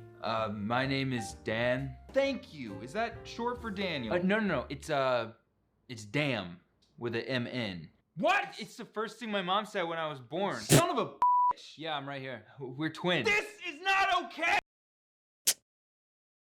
Oh my god. Still though, I swear there's probably some pop culture phenomenon that I'm overlooking, and there is just a wave of kids named after some specific thing that I'm forgetting. Surely it's too late for a bunch of would anyone be named after like Avengers or Marvel stuff? I don't think Tony is a likely candidate.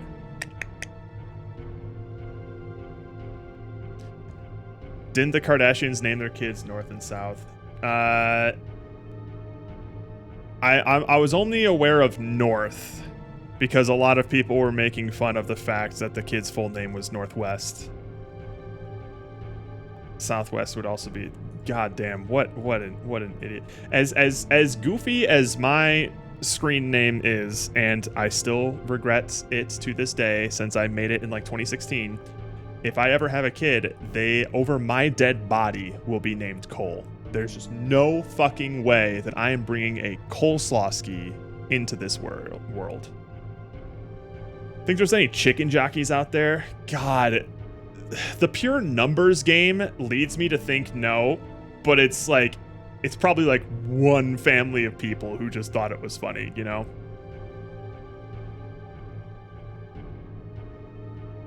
I know my dad name's a show character. My mom just liked the name LOL. You don't have to say the name, but can you share the show? I'm curious. Ooh, Thor. Thor would be a good one, I think. I think Thor is a solid candidate. Loki, maybe if they're feeling spicy. But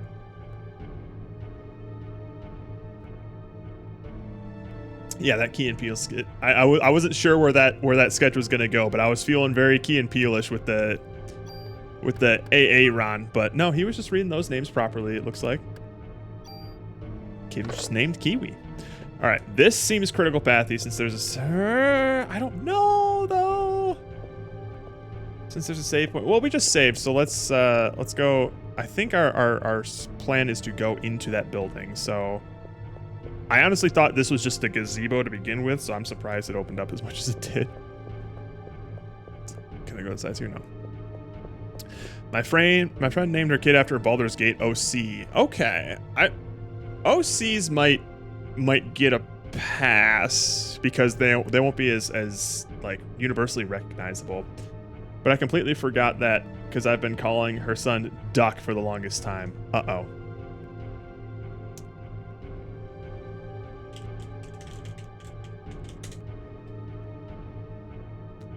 See, I would not be able to do that because the absolute first thing that just came to my mind was a game that I had played.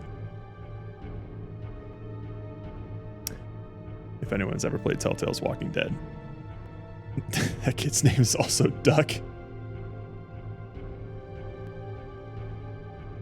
Nash Bridges.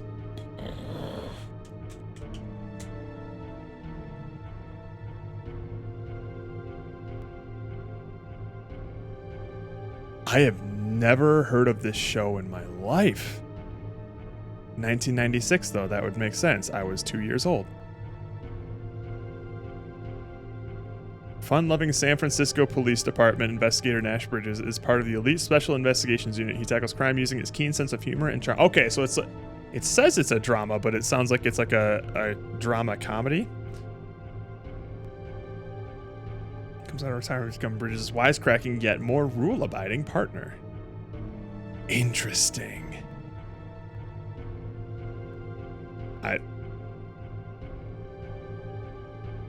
I have never heard of that show. Which sounds like if you were still using that name, you could probably, unless it was something extremely unique sounding.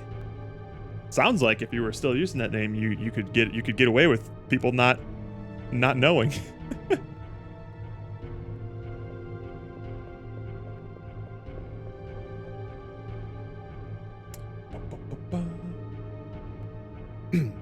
Oh shit. Oh, that is the right way then. All right, let's go back then.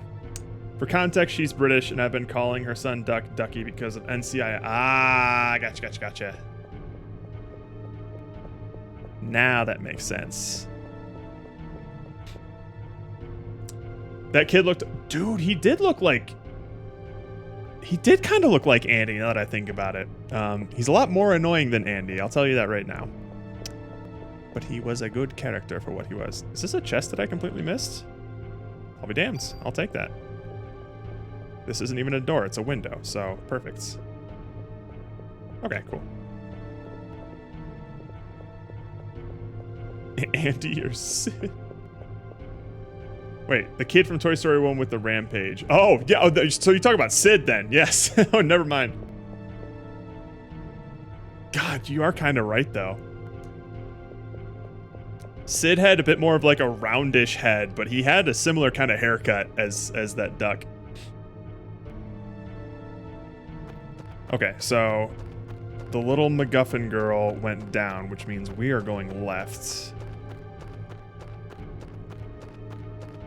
Oh my god, why did it have to be a... What the fuck is this?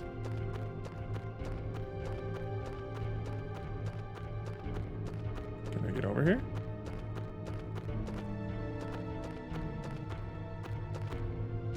He did. It made sense in context, Mastiff. Oh, wait, I need that. Okay, so this is a different direction of down, which is good. Let's see what's over here.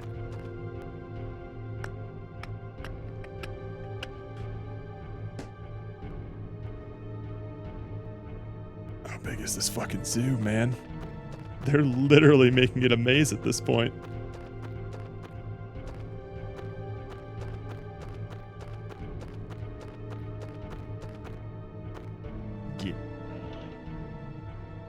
A tool. Moves a quick parameter or effect. Okay, cool.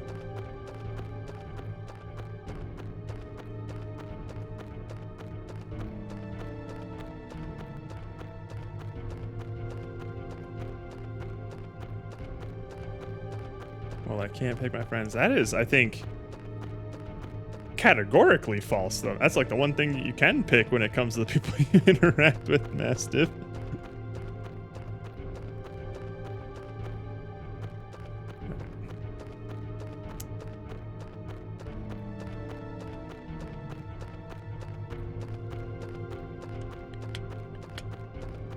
Let's see here.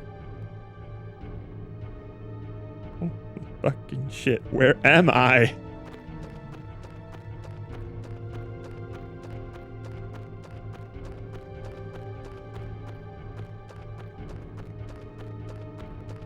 can pick your friends, you can pick your nose, but you can't pick your friend's nose.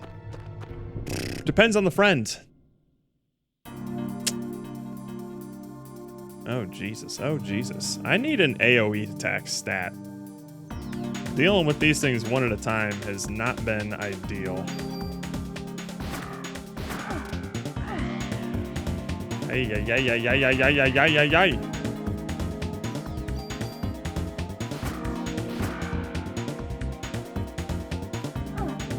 So, like I said, I'm hoping this combat evolves a little more, because right now it literally is just like run around and wait, and then attack becomes active, and then shoot. And there's not much sort of strategy.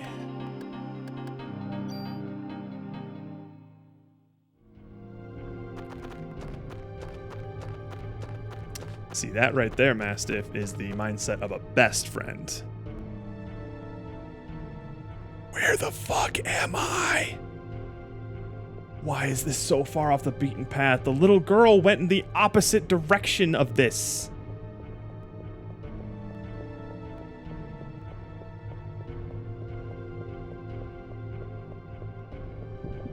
Oh, God.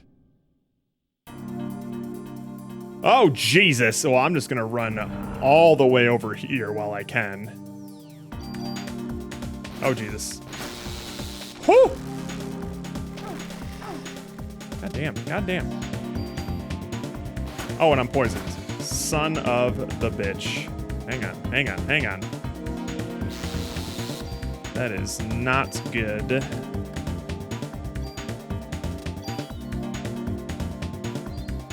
These Kingdom Hearts ass sounds kill me though. Alright. Gotta get closer. Bop. Bop. And run. And run. And run. And back. And back shot. Get fucked.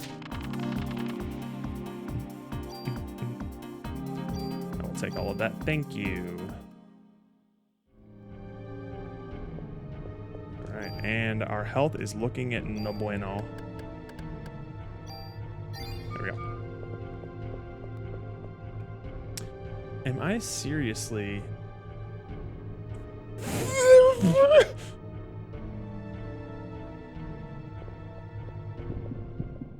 How big is this fucking place? I should have just followed the girl.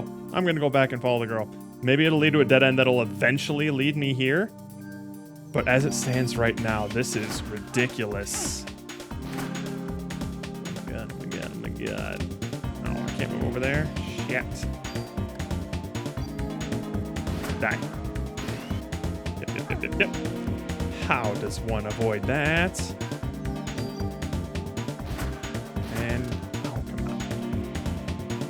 I can't get far enough away. Huh?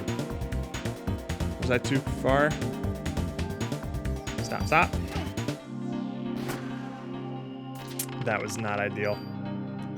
All right, we're gonna go where the little girl went, just for my own sanity, because this is opening up way too much. Yeah, we need the full 60. Thank you. All right, we're going back.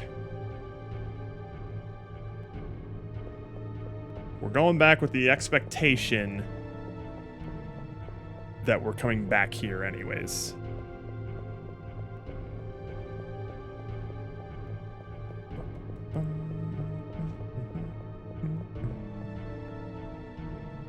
I miss the chills music though.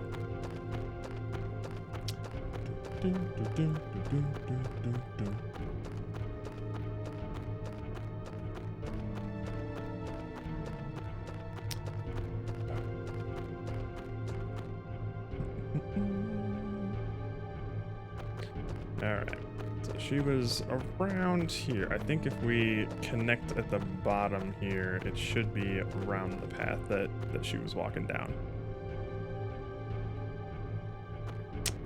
Oh no, I am lost. Oh, wait, nope. I remember-ish now? I think she went down this way.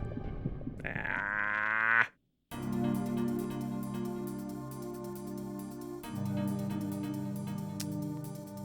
Don't bite me, please. Oh, fuck! Okay. Die. Great. Medicine will be greatly appreciated. Alright. Where the hell am I? Why is there a whole ass park in this zoo?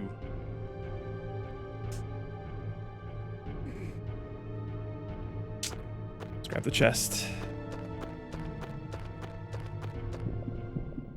Eventually.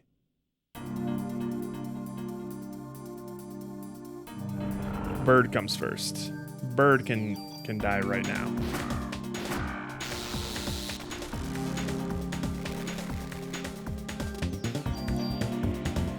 Shoot, and then way the back up. Oh, fuck. Don't know how I dodged that, but I'll take it. All right.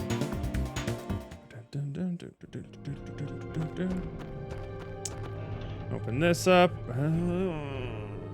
Yes. Swap some junk. I don't even know what it's for. An SV vest. Ooh, but it increases my inventory. I don't know if it's... 17, 16, 11. Huh! Okay.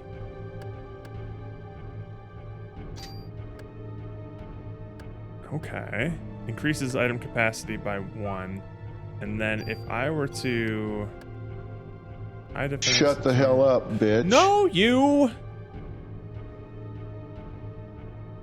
So if I were to equip this and then uses medicine when HP is low. Oh, that's what happened. Oh, we don't really need that. So let's add that and then we'll just grab this extra junk. Why not? I think this path down here is where we're supposed to be going, which is unfortunate.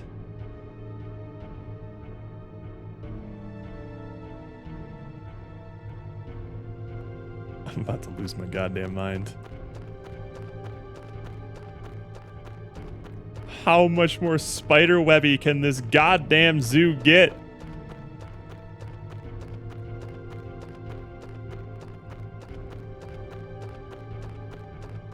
What is this?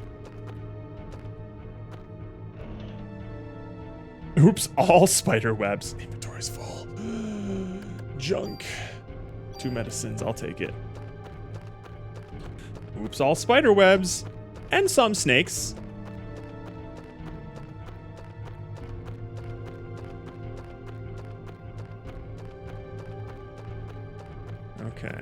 Okay. All right, it loops back around. You like to see that. I can see both of these directions, and okay, so that loops around. So this is the only other path that we can go.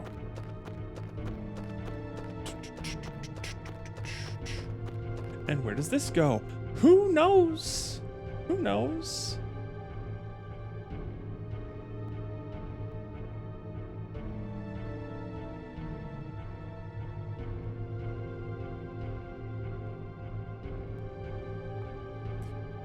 Can I just once see a screen that I remember? Can I just see a screen that I'm familiar with? It's been so long. Do I recognize this? I think I do. Maybe. I hope. Let's go back up here then, because I certainly don't recognize this.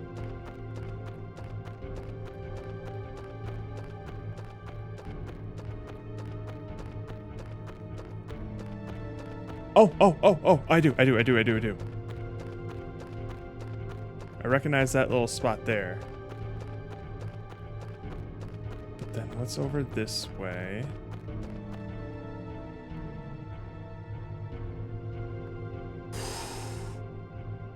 I'm saving. Fuck it. We made it back. I'm saving. Jesus Christ. I wouldn't be surprised if there's just actual people lost in this zoo. We're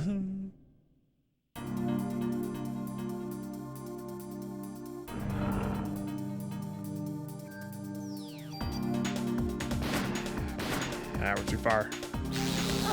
What? I dodged that.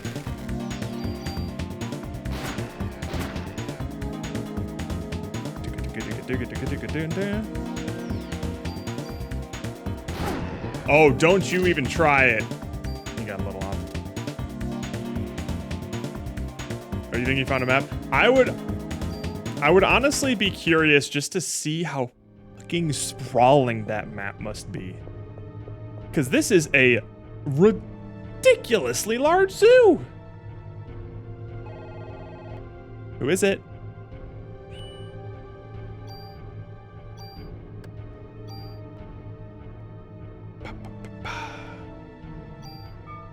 I think you'll be upset. I bet it's huge. It feels huge.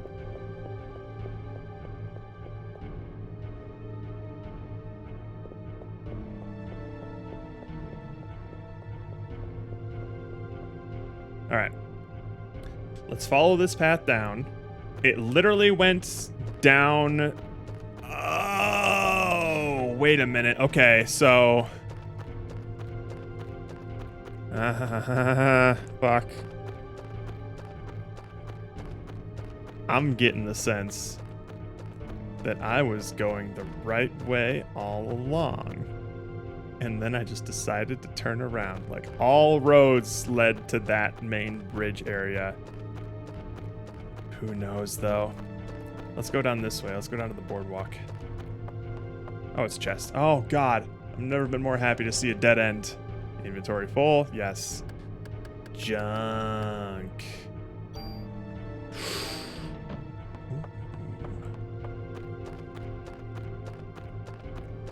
I'm always curious to use these because, like, it seems like a one-time thing. Yeah. I mean, I like the extra. Fuck it, we'll use it. Nothing ventured, nothing gained.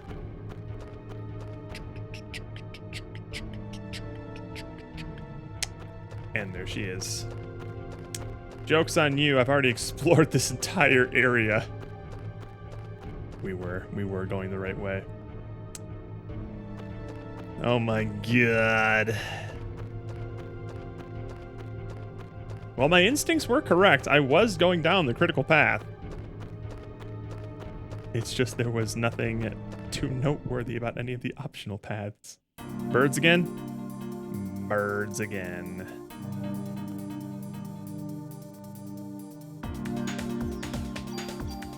God. Just one AoE attack is all I would ask for. I desperately need one.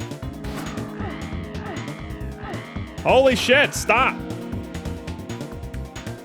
Killing one bird at a time is fucking brutal. Alright.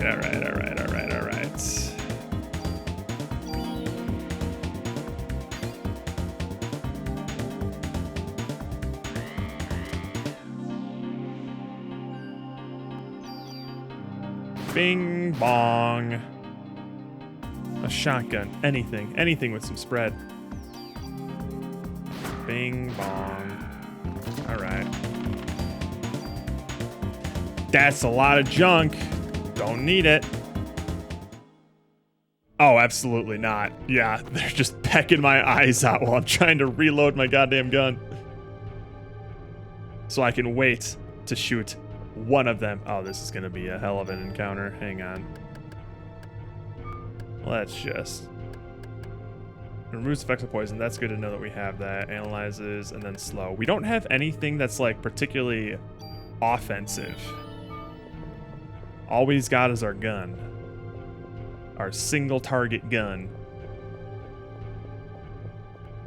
There's no way we get off this bridge without another encounter. Yeah. Yep. And this was a bitch of an encounter.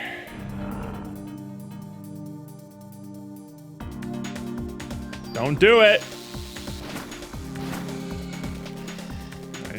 Nice. Bing bong.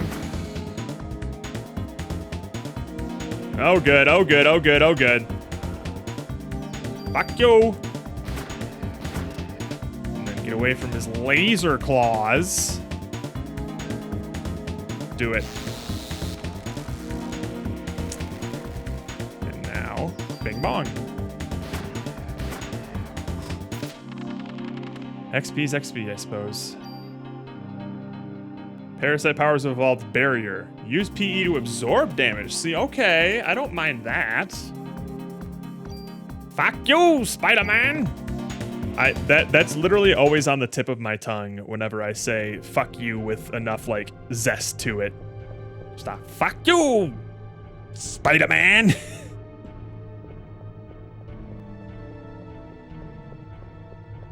All right.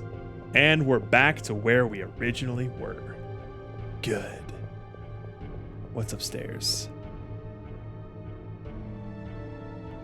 Should I have gone upstairs or stay? Okay, so it loops back to... Never mind. We'll get there in a sec.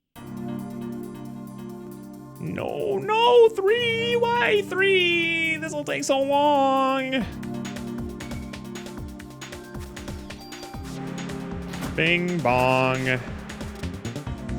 Avoid the fart clouds. Bing bong. See, like they're all grouped up. I would love to have some sort of like AoE attack. That'd be great. That one actually worked out.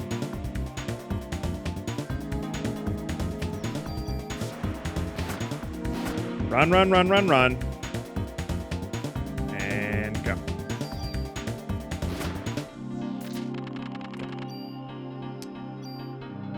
Ammos and some cures. I will take that. Although the cures will probably be the first thing that get dropped once I need to, because I have a spell for that now. All right, that's what I thought. I was just checking.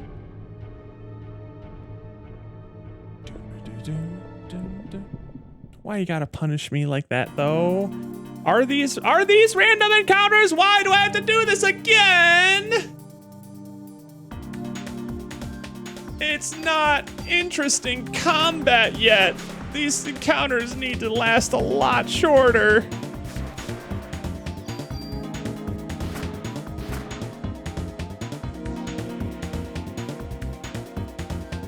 Like, I have all these PE moves like scan, absorb, heal, and I don't need to use any of them because wait and shoot is the fastest way to get it done. It ran me into the middle of the bridge. It did. As soon as the screen turned white, my controls were removed from me and it moved me into this position.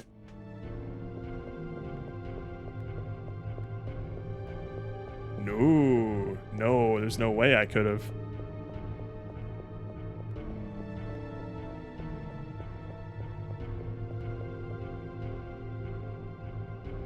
Okay, did I miss anything here? Because I know this just goes directly to the... Alright, no, must not have. Okay. Anything over here? No. Okay. Like, I'm fine with, like, how they're structuring the combat, but it is... in its current early stages, not interesting enough to warrant any sort of strategy right now. So I'm kind of wanting it to ramp up a bit faster. There's a save point. And there's a... Bitch, where's your light hellos? I got... Brother, I need to show you something real quick, and you're not gonna like it. Oh wait, I don't have it on my phone. I pulled another SSR today. It was not a light hello. It was not an Agonisakian.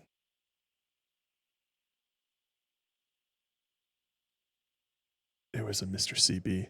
I'm so sorry. I'm so sorry.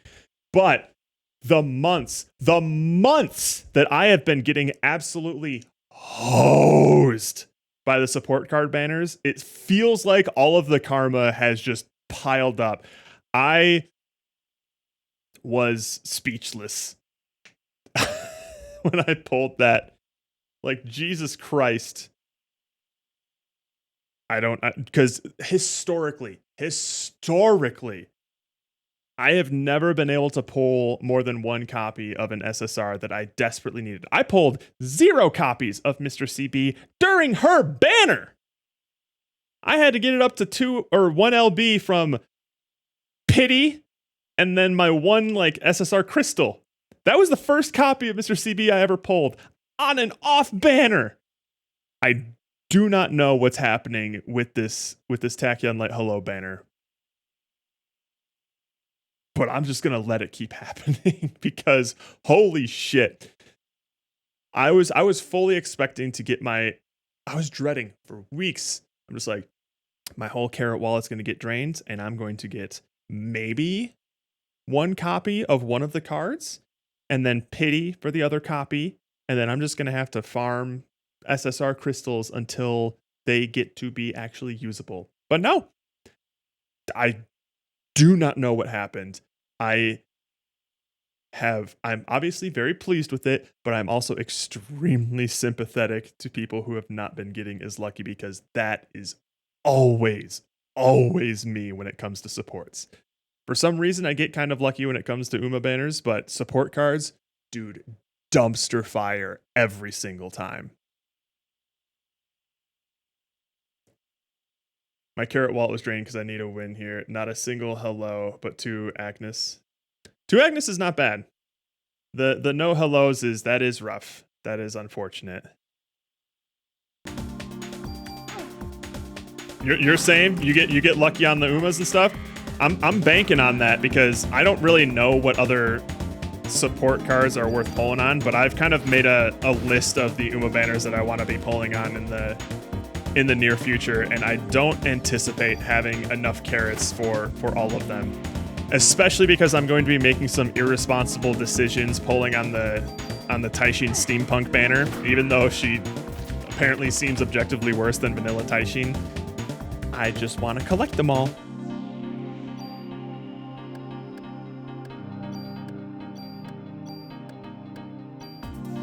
Oh, there? There we go. Oh, fuck, when's that one? Very soon. I think it's like in a week or 2.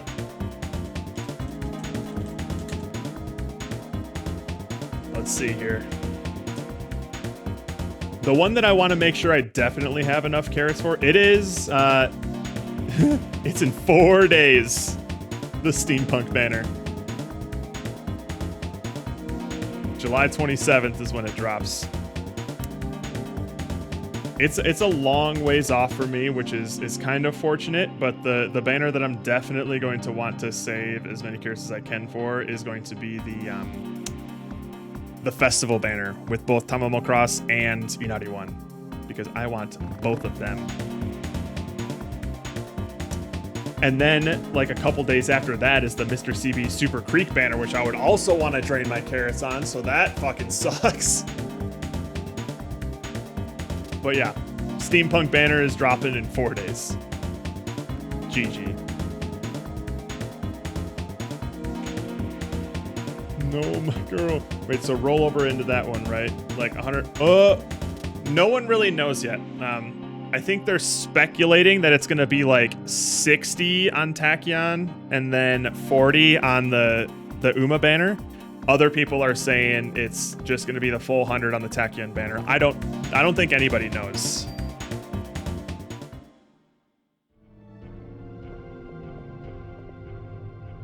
So I think it could go either way. Unless I haven't been following like the detailed like announcements for the anniversary stuff, because there's a lot of things that they are spouting off. But so maybe the details are already there and speculation is over. But before that banner dropped, people weren't sure if it was going to be like 100 pulls full on Tachyon or like a split between them. Okay. Where was I? Oh yes, Lost.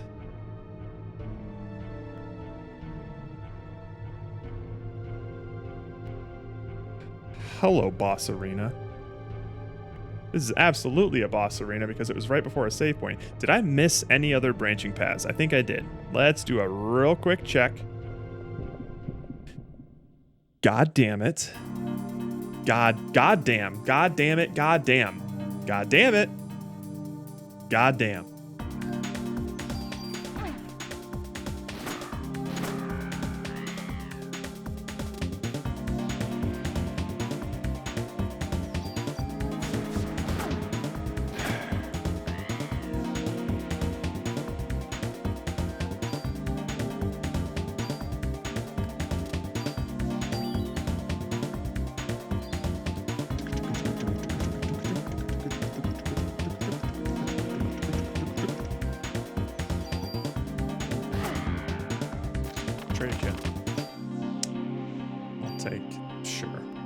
Empty the junk when we need to. Is the junk really just like filler items to just fill up your inventory? Because I have not found a use for it yet. Nope, this is the one way. All right, shit. Time for another encounter. You've got to be kidding me. I do not like how they do encounters right now. For a while, I thought it was just, oh, once you clear the screen, it's finished. But nope, it's every time you leave that screen, if there was an encounter there, it'll happen again. Oh, don't like that. Get out of here. Get the fuck out of here.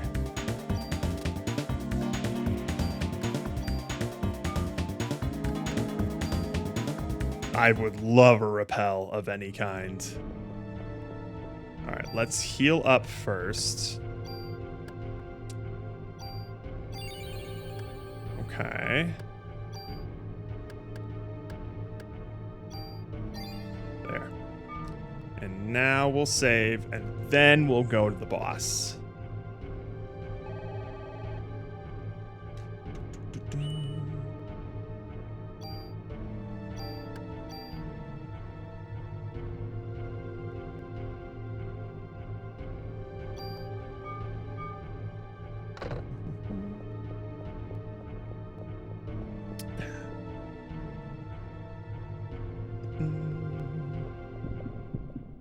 Wow, I was like one step away from this happening. Holy shit. My instincts were on point. What the fuck is that? Oh, there's a bunch of earthworms? Damn, Jim. Pop, pop. Oh, you gotta be kidding me. Hang on. I'm gonna wait. There you go. There you go, buddy. Get walked.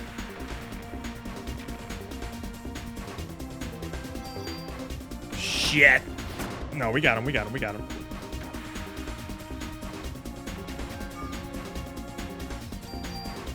Bing bong.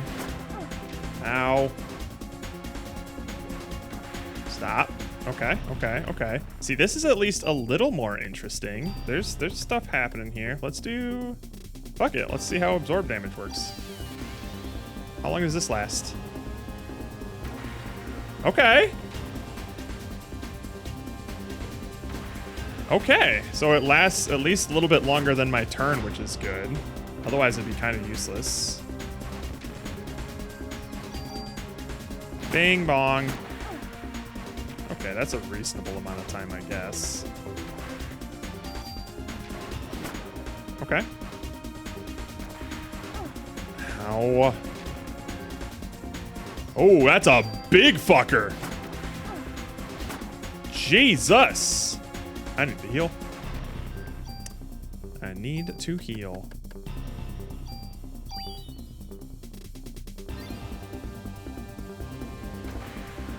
Fuck. When did they get so fucking big?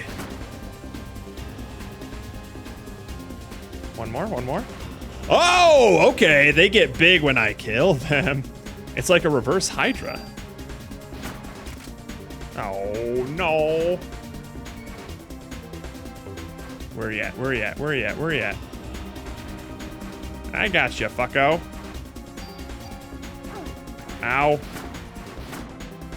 Ooh, okay, okay. Let's not fuck around too much here.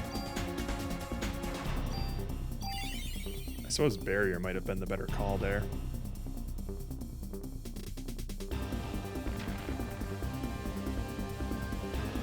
Whoa, whoa, whoa.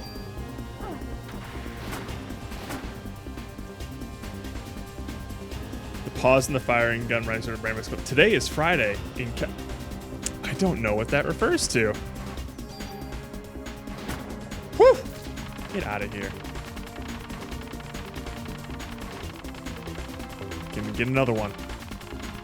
Show me 2 levels. Oh!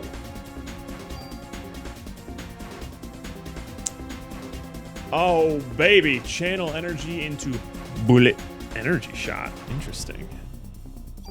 What is that? Hang on. Okay, yeah, we can do this. Yeah, I got time.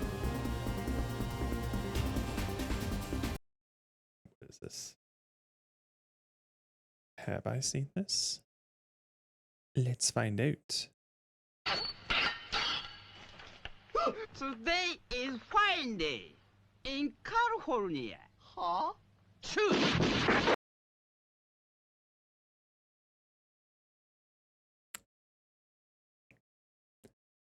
There are some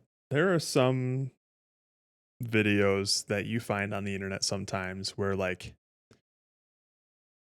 your life just feels better having seen it and having it just be a permanent fixture. I can feel this now becoming a permanent fixture in my brain.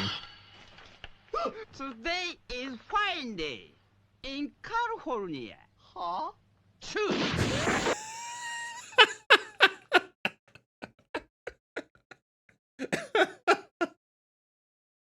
I can already feel that popping up involuntarily in my head for a very long time.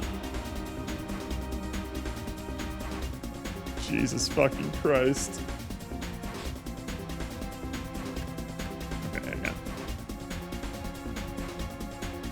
yeah. Okay, we have plenty of space for all of this. We used a lot of items there. Okay, well that was neat. I at least liked that a little more. There was a bit more going on in terms of maneuverability. Still kind of just like a run around and wait to shoot sort of thing. But that felt better. Felt better than every other encounter in the zoo so far. Hello. Oh no, not the horsey. Oh, the horsey's gonna fucking bite it. I know, the steampunk Taishin. I know.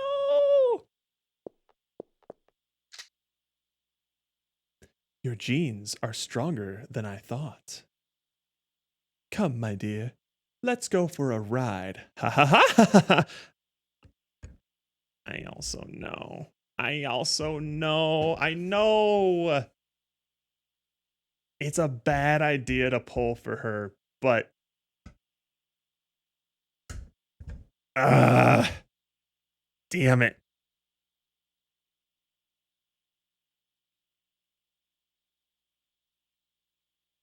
Are the genes as strong as Levi's? Well, she's no... Fuck, what's her name? Tilda Swinton? No. What's her name? Who? What am I? Who? Who? Who?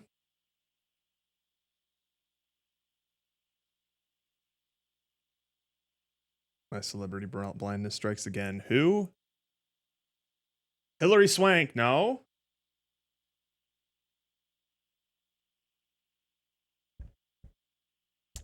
No, excuse you, Perrin. I don't think you've caught on to the fact that we've named our character Kujixix. She is no longer Aya. Chet named her one letter at a time. Kujixix. Don't care. Well, I'm so glad that you decided to share that opinion, Dre. So glad. Thank you.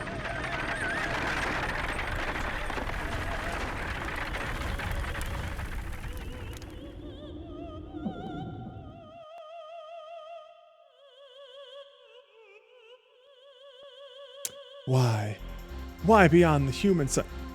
This is a very unoptimal place to actually be initiating this battle, girl. You had so much more space to maneuver. What are you doing?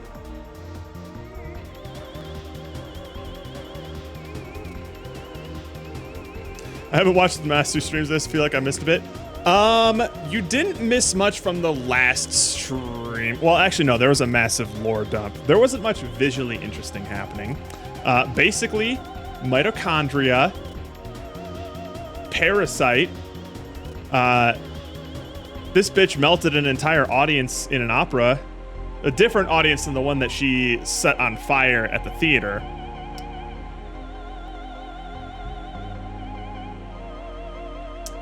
The opera singer that sounds like a theremin. Why not? I'm a human. Why are you going with them and not me? If I actually have a battle in this, it's gonna be ridiculous. What? Why? What am I... Where do I go with this? What should I do? Any attack she does is going to hit me. Guaranteed.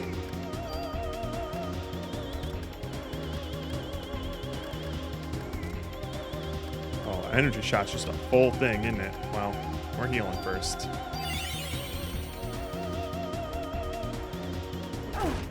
Did I use the wrong heal? I used the wrong ass heal.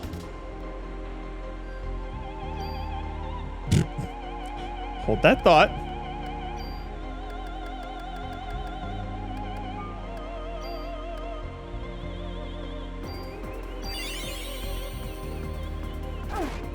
Thank you. Thank you.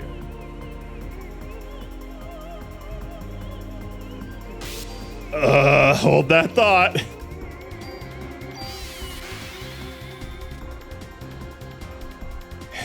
You dumb bitch.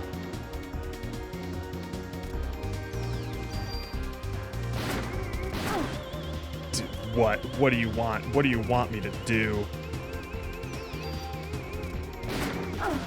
Yeah, yeah! Yeah! Right, I have her revived. Son of a bitch.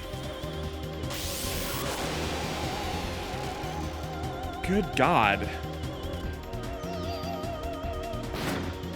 How is one meant to fight this thing and not just damage sponge it? Am I just meant to survive? They've stopped. Energy shot, maybe, but that takes up my full PE bar. Okay, I just had to wait it out. Have I missed anything important in the story? Mitochondria, they mutate.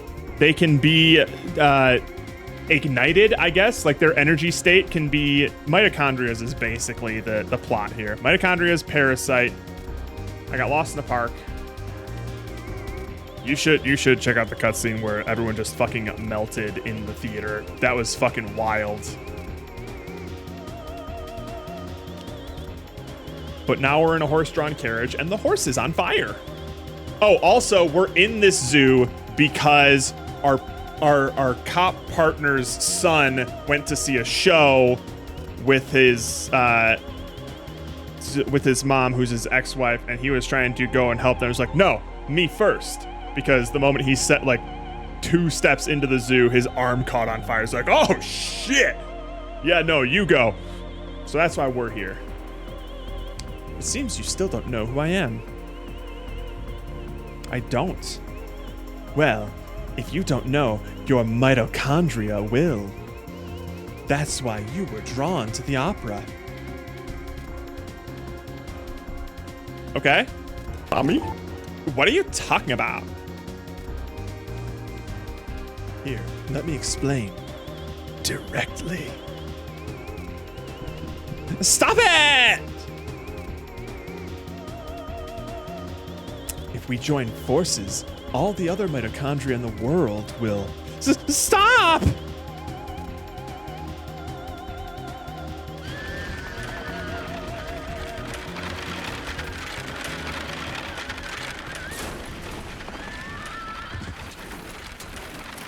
Jesus Christ.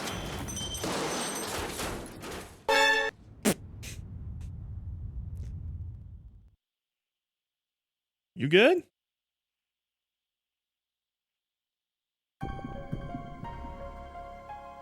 Back at it again at Krispy Kreme. All right.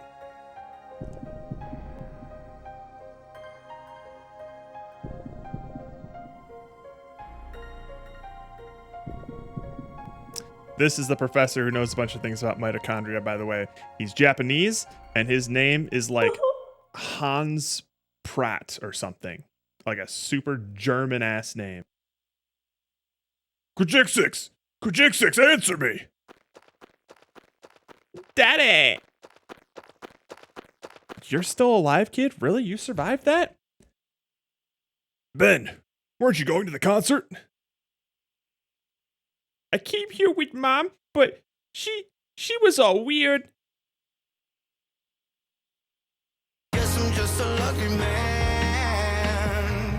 No. It is a child with an extremely receded hairline. What do you mean, Ben? I came with Mom so the three of us could be together. So that's why you came to get me. Mom went to the stage, but she freaked out. She's melted now. What do you mean? Mom freaked out. I got near the stage and started to feel sick. I wanted to go home. Mom wasn't herself, Dad. She had left and everyone else went too. Mommy?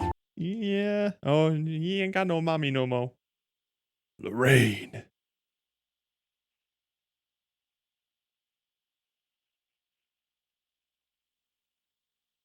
Casualties were much worse this time. We cannot put the lives of citizens in jeopardy any longer. We have orders to evacuate all citizens out of Manhattan. Fortunately, most people are out of the city for Christmas. What do we do, sir? I forget all of the voices that I gave all these lackeys. I did not think they would still be alive. We will stay and assist in neutralizing Eve. Shouldn't we leave it to the army? We're the ones that are supposed to be protecting the city. Any word from Kajixix? Who? Damn it. Where could she be? I'm a police officer. Anyone in the house? I was very happy to bring that one back. Daniel, I need you to help evacuate the citizens. She's our only hope against this thing now. I'm gonna go look for her. Shouldn't we stop him, sir? He's lost Lorraine. He'll find Kajixix. You two help with the evacuation. Yeah, it was fucking crazy. People's eyeballs were exploding and their legs were popping open and just melting into goop. These cutscenes go fucking hard. Daddy. Ben, I'm sorry. I have to go find Kajixix. Do you think there's any significance to it being Christmas and her name being Eve? I think that is exactly the significance. She said something about the holidays happening and this is the only time that it could have happened or something to that effect. I forget what. Where'd she go? I don't know, but she's the only one that can fight the thing that hurt your mommy. Kath, look after the kid, will ya? I will. Don't worry. Daddy!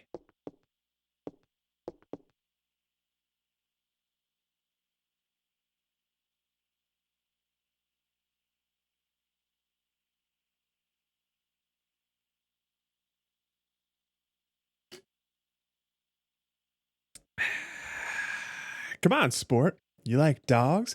I'll introduce you to the best police dog in town.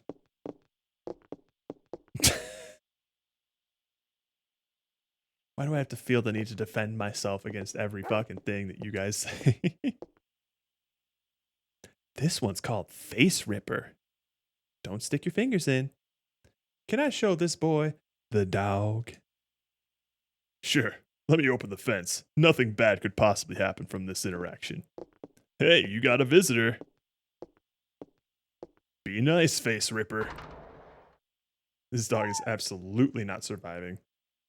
Oh, sorry, this is Shiva.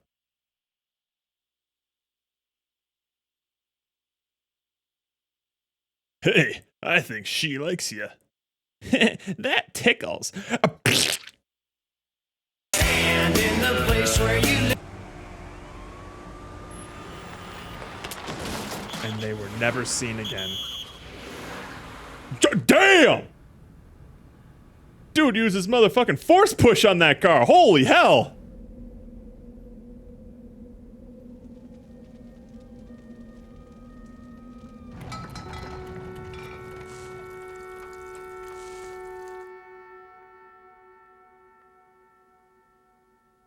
What happened?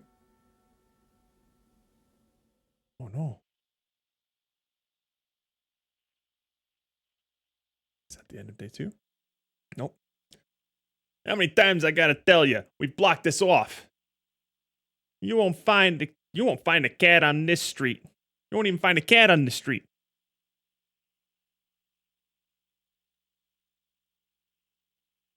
Restraint. Restraint.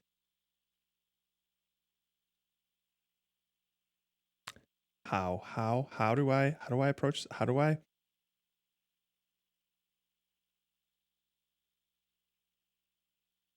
Normal. Just normal. Just read it normal. I told you I've already contacted the police about this matter. What? I'm not getting anywhere with my English. Nothing's the problem. See, he's fine. Hey, you Chinese!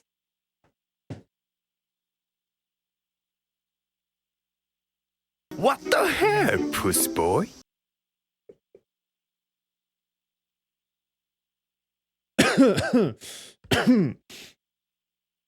No, I'm Japanese. Nanda Nihonjin desu ka? Oh, yes. You can speak Japanese? Choto dake ne. Dare desu ka? I am Kunihiko Maeda. Japanese.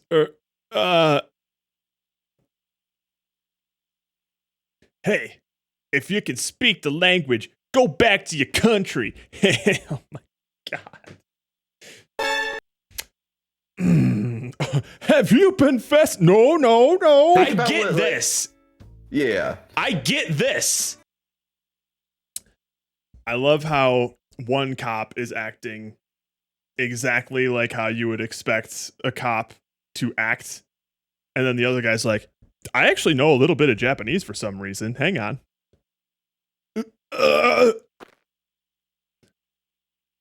Calm down. Take it easy, man. It's bad for your heart.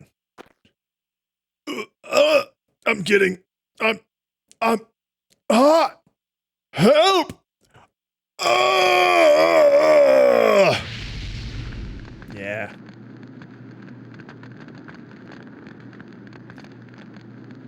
I guess it's now or never. I gotta get the fuck out of here. Are you kidding me? You're just like, wow, this guy just burst into flames. Now's my chance to sneak past. Spontaneous human combustion. I believe that's correct. And that is what racism does. Exactly. So don't be a racism, because you will burst into flames.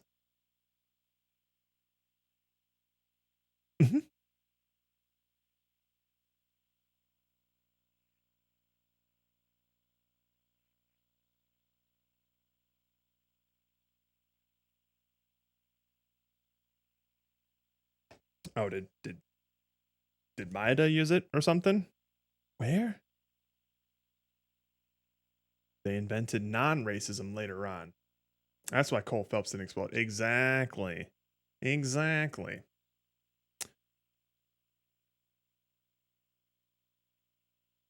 Well, it was still, I mean, it took place in what, like 1947? So it was like a pre-patch thing, because people still weren't on like the same page in terms of like whether or not anti-Semitism like files under the same category, you know? So like they were still working out a couple of the bugs there.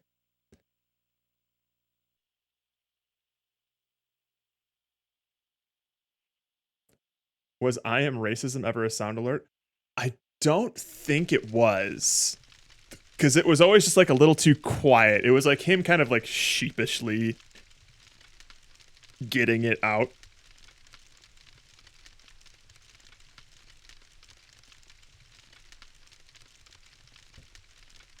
Ah, you're finally awake.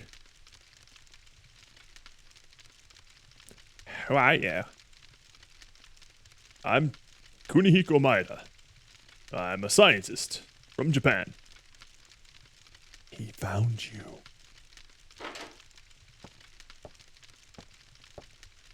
There's our boy. Daniel!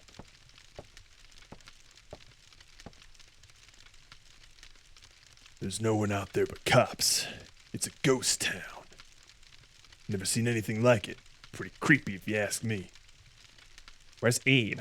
What happened to the people in Central Park? You saw what happens to them, girl. They are goop now. Does that mean the cops are ghosts? That would imply they have souls, Roka. Ben was okay, but they're all gooped up. The rest of the audience, well, they did not disappear. They literally, I watched them melt into fleshy paste.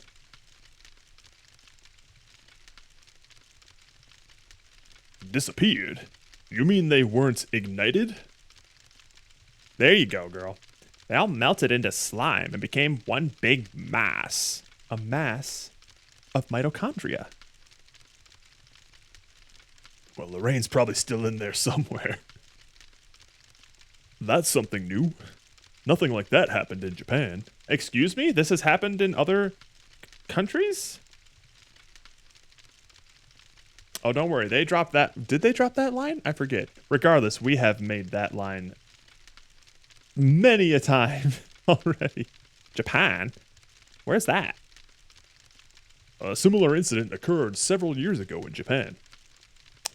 Although it wasn't as grandiose in scale as this one. What? Hey, give us the details. It all started when a scientist's wife was involved in a car accident. The scientist tried to culture her liver cells in order to keep her alive. I feel like you're skimming over a lot of details here. The scientist named those cells Eve. Eve! You know, like the Christmas. As all good biohorror games starts, it's just a guy just culturing some cells to fix his dying wife. The liver cells multiplied, and her mitochondria eventually took over her physical body. Mitochondria? Psychomantis.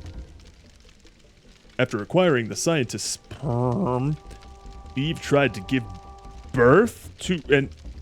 Hey, okay, you're skipping over a lot of details, actually. I'm gonna need you to slow down, because what? Huh? What? After acquiring the scientist's sperm, Eve tried to give birth to an ultimate being. I thought Eve was just a small collection of liver cells, Maida. Do you want to maybe, like, go from, like, step 2 to 3 and instead of step, like, 2 to 80? Excuse me? What? Huh? This story really feels like they were laying down the tracks the train was running. It does seem like that. Mastiff, I can understand when a man and a woman love each other very much, things happen. But when a sperm and a collection of liver cells exist, surely some things happen before any births being given. Step 4, draw the rest of the owl. Oh god, they made a homunculus. It sounds like it made itself. Like, that's the thing that's messing with my mind, is the thing that made a homunculus was a collection of liver cells. At least to my knowledge, because it says Eve tried to give birth to an ultimate being. Because how did...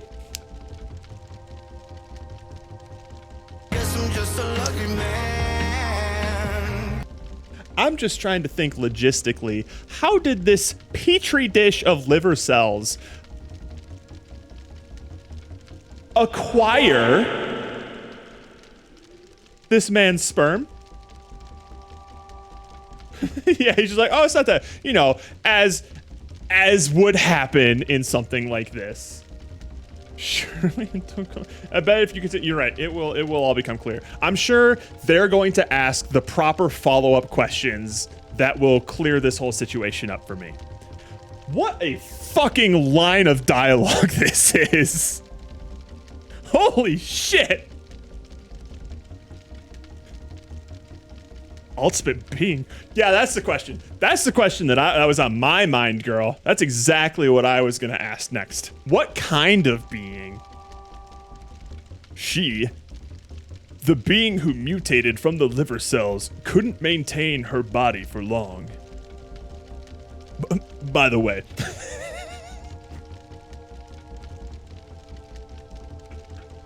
I haven't even read the rest of it yet, but that just broke me for some reason. By the way, before the car accident occurred, the wife had registered to have her organs donated. Great. All right. Why are we getting a disclaimer? Oh, before I go on, there's a couple of more things you should know. Yeah? Really? So after the... He's being so fucking candid here. I don't get it. So after the accident, her kidneys were transplanted into a young girl. And he even planted a... I'm losing my fucking mind. What? What? What? No, no, no, no, no, no, no. Wait.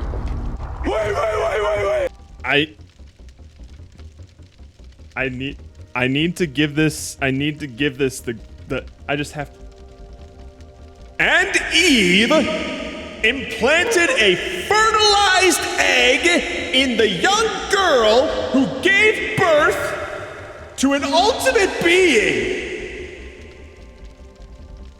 By the way, huh?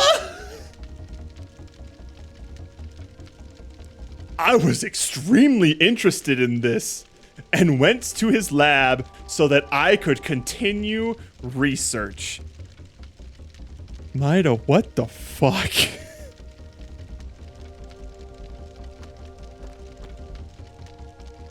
After hearing about this incident, I had to fly over. Had to.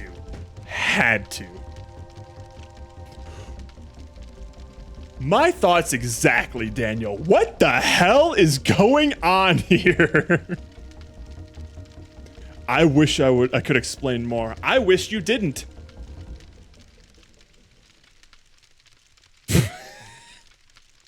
Wow, that's a lot to take in. You just kind of kept going.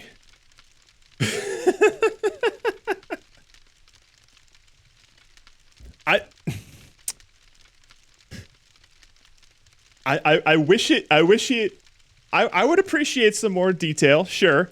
I wish he didn't tell the story that felt just like haymaker after haymaker to my brain of just like, huh? What? Huh? What? Huh? What? You could have eased me into this a little bit, Maida. I'm very receptive when it comes to disturbing horror. But you just kind of kept going there. You just plowed through regardless of any kind of confusion. Chick 6, are you okay? I'm not sure. Yeah, I'm fine. I thought that monster had gotten a hold of you. Thought it was too late. Y'all really don't have any other follow-up questions, do you? When I felt Eve, something inside of me felt like it was being... You felt you were about to be ignited, correct? No, she's the only one that isn't affected. What? Nani? Guess I'm just a lucky man. I don't understand. I think I may be a monster, like her. What are you saying, Kujixix? I mean, you can cast spells, girl. I don't know. What if I end up killing you? Ah, shut up. You know that's not. Please, Daniel. I don't know. I just don't know anymore. Please go away. Just stay away from me. Kujixix. Shut the hell up, bitch. God damn. What was going on in that episode of Dr. Phil where he just like deadpan says that? I have to find the context for that. Please.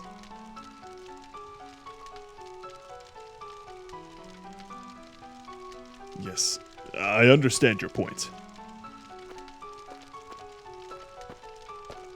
Hey, where do you think you're going? Somewhere to not be ignited, I guess. Brother, take your time. Even if I'm a monster, I don't ever want to kill you, Danielle. Please. I could never forgive myself if I killed you.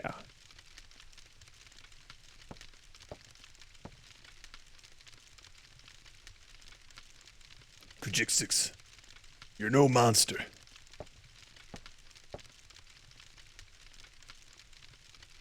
You're my best partner. Kajixix Brea. I forgot that was her last name. I'll be by your side. Always. Kajixix. Oh.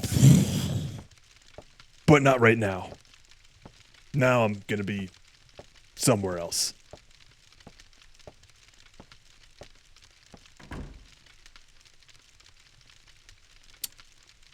Where are we, by the way? Because it definitely seems like we're in some sort of enclosed room with just an open barrel fire filling up everything. What is this place? It's got working electricity. There's a TV here. When I touched Eve, that feeling.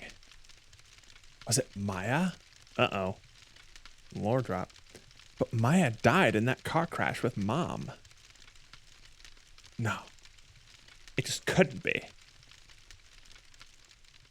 Oh boy. Oh boy. It's only just now hitting me that that was fucking chapter 2 out of I think 6 or 7. God damn. Day 3 selection. Perfect. Perfect.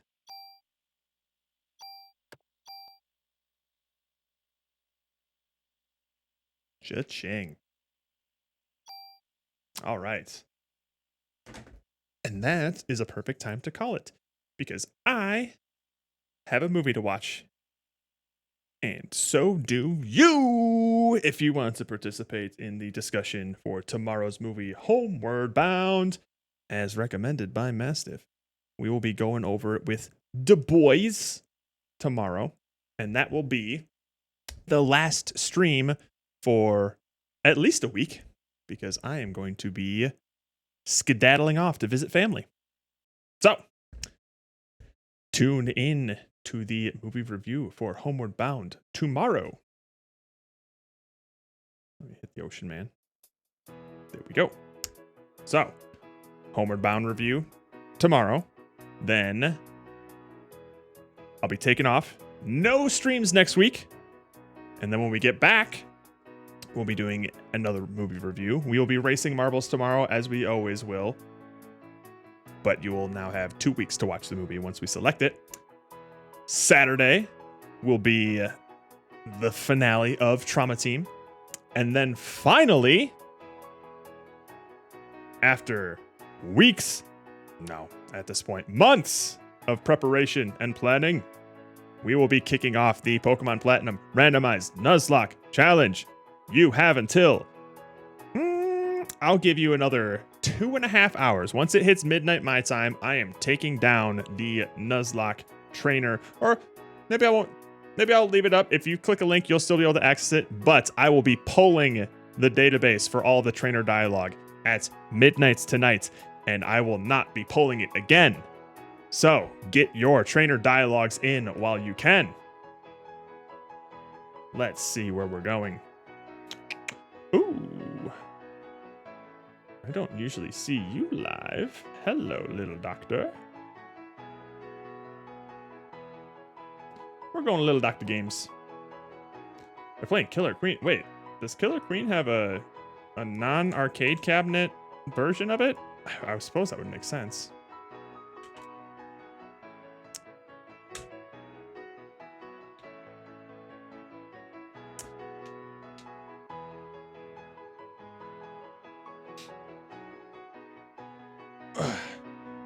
Alrighty. So, that is the plan for the rest of essentially the month. I will see y'all in, well, tomorrow, obviously, and then not till August. So, until then, love you, miss you, mean it. Later, Cabbage Patch. Just a lucky man.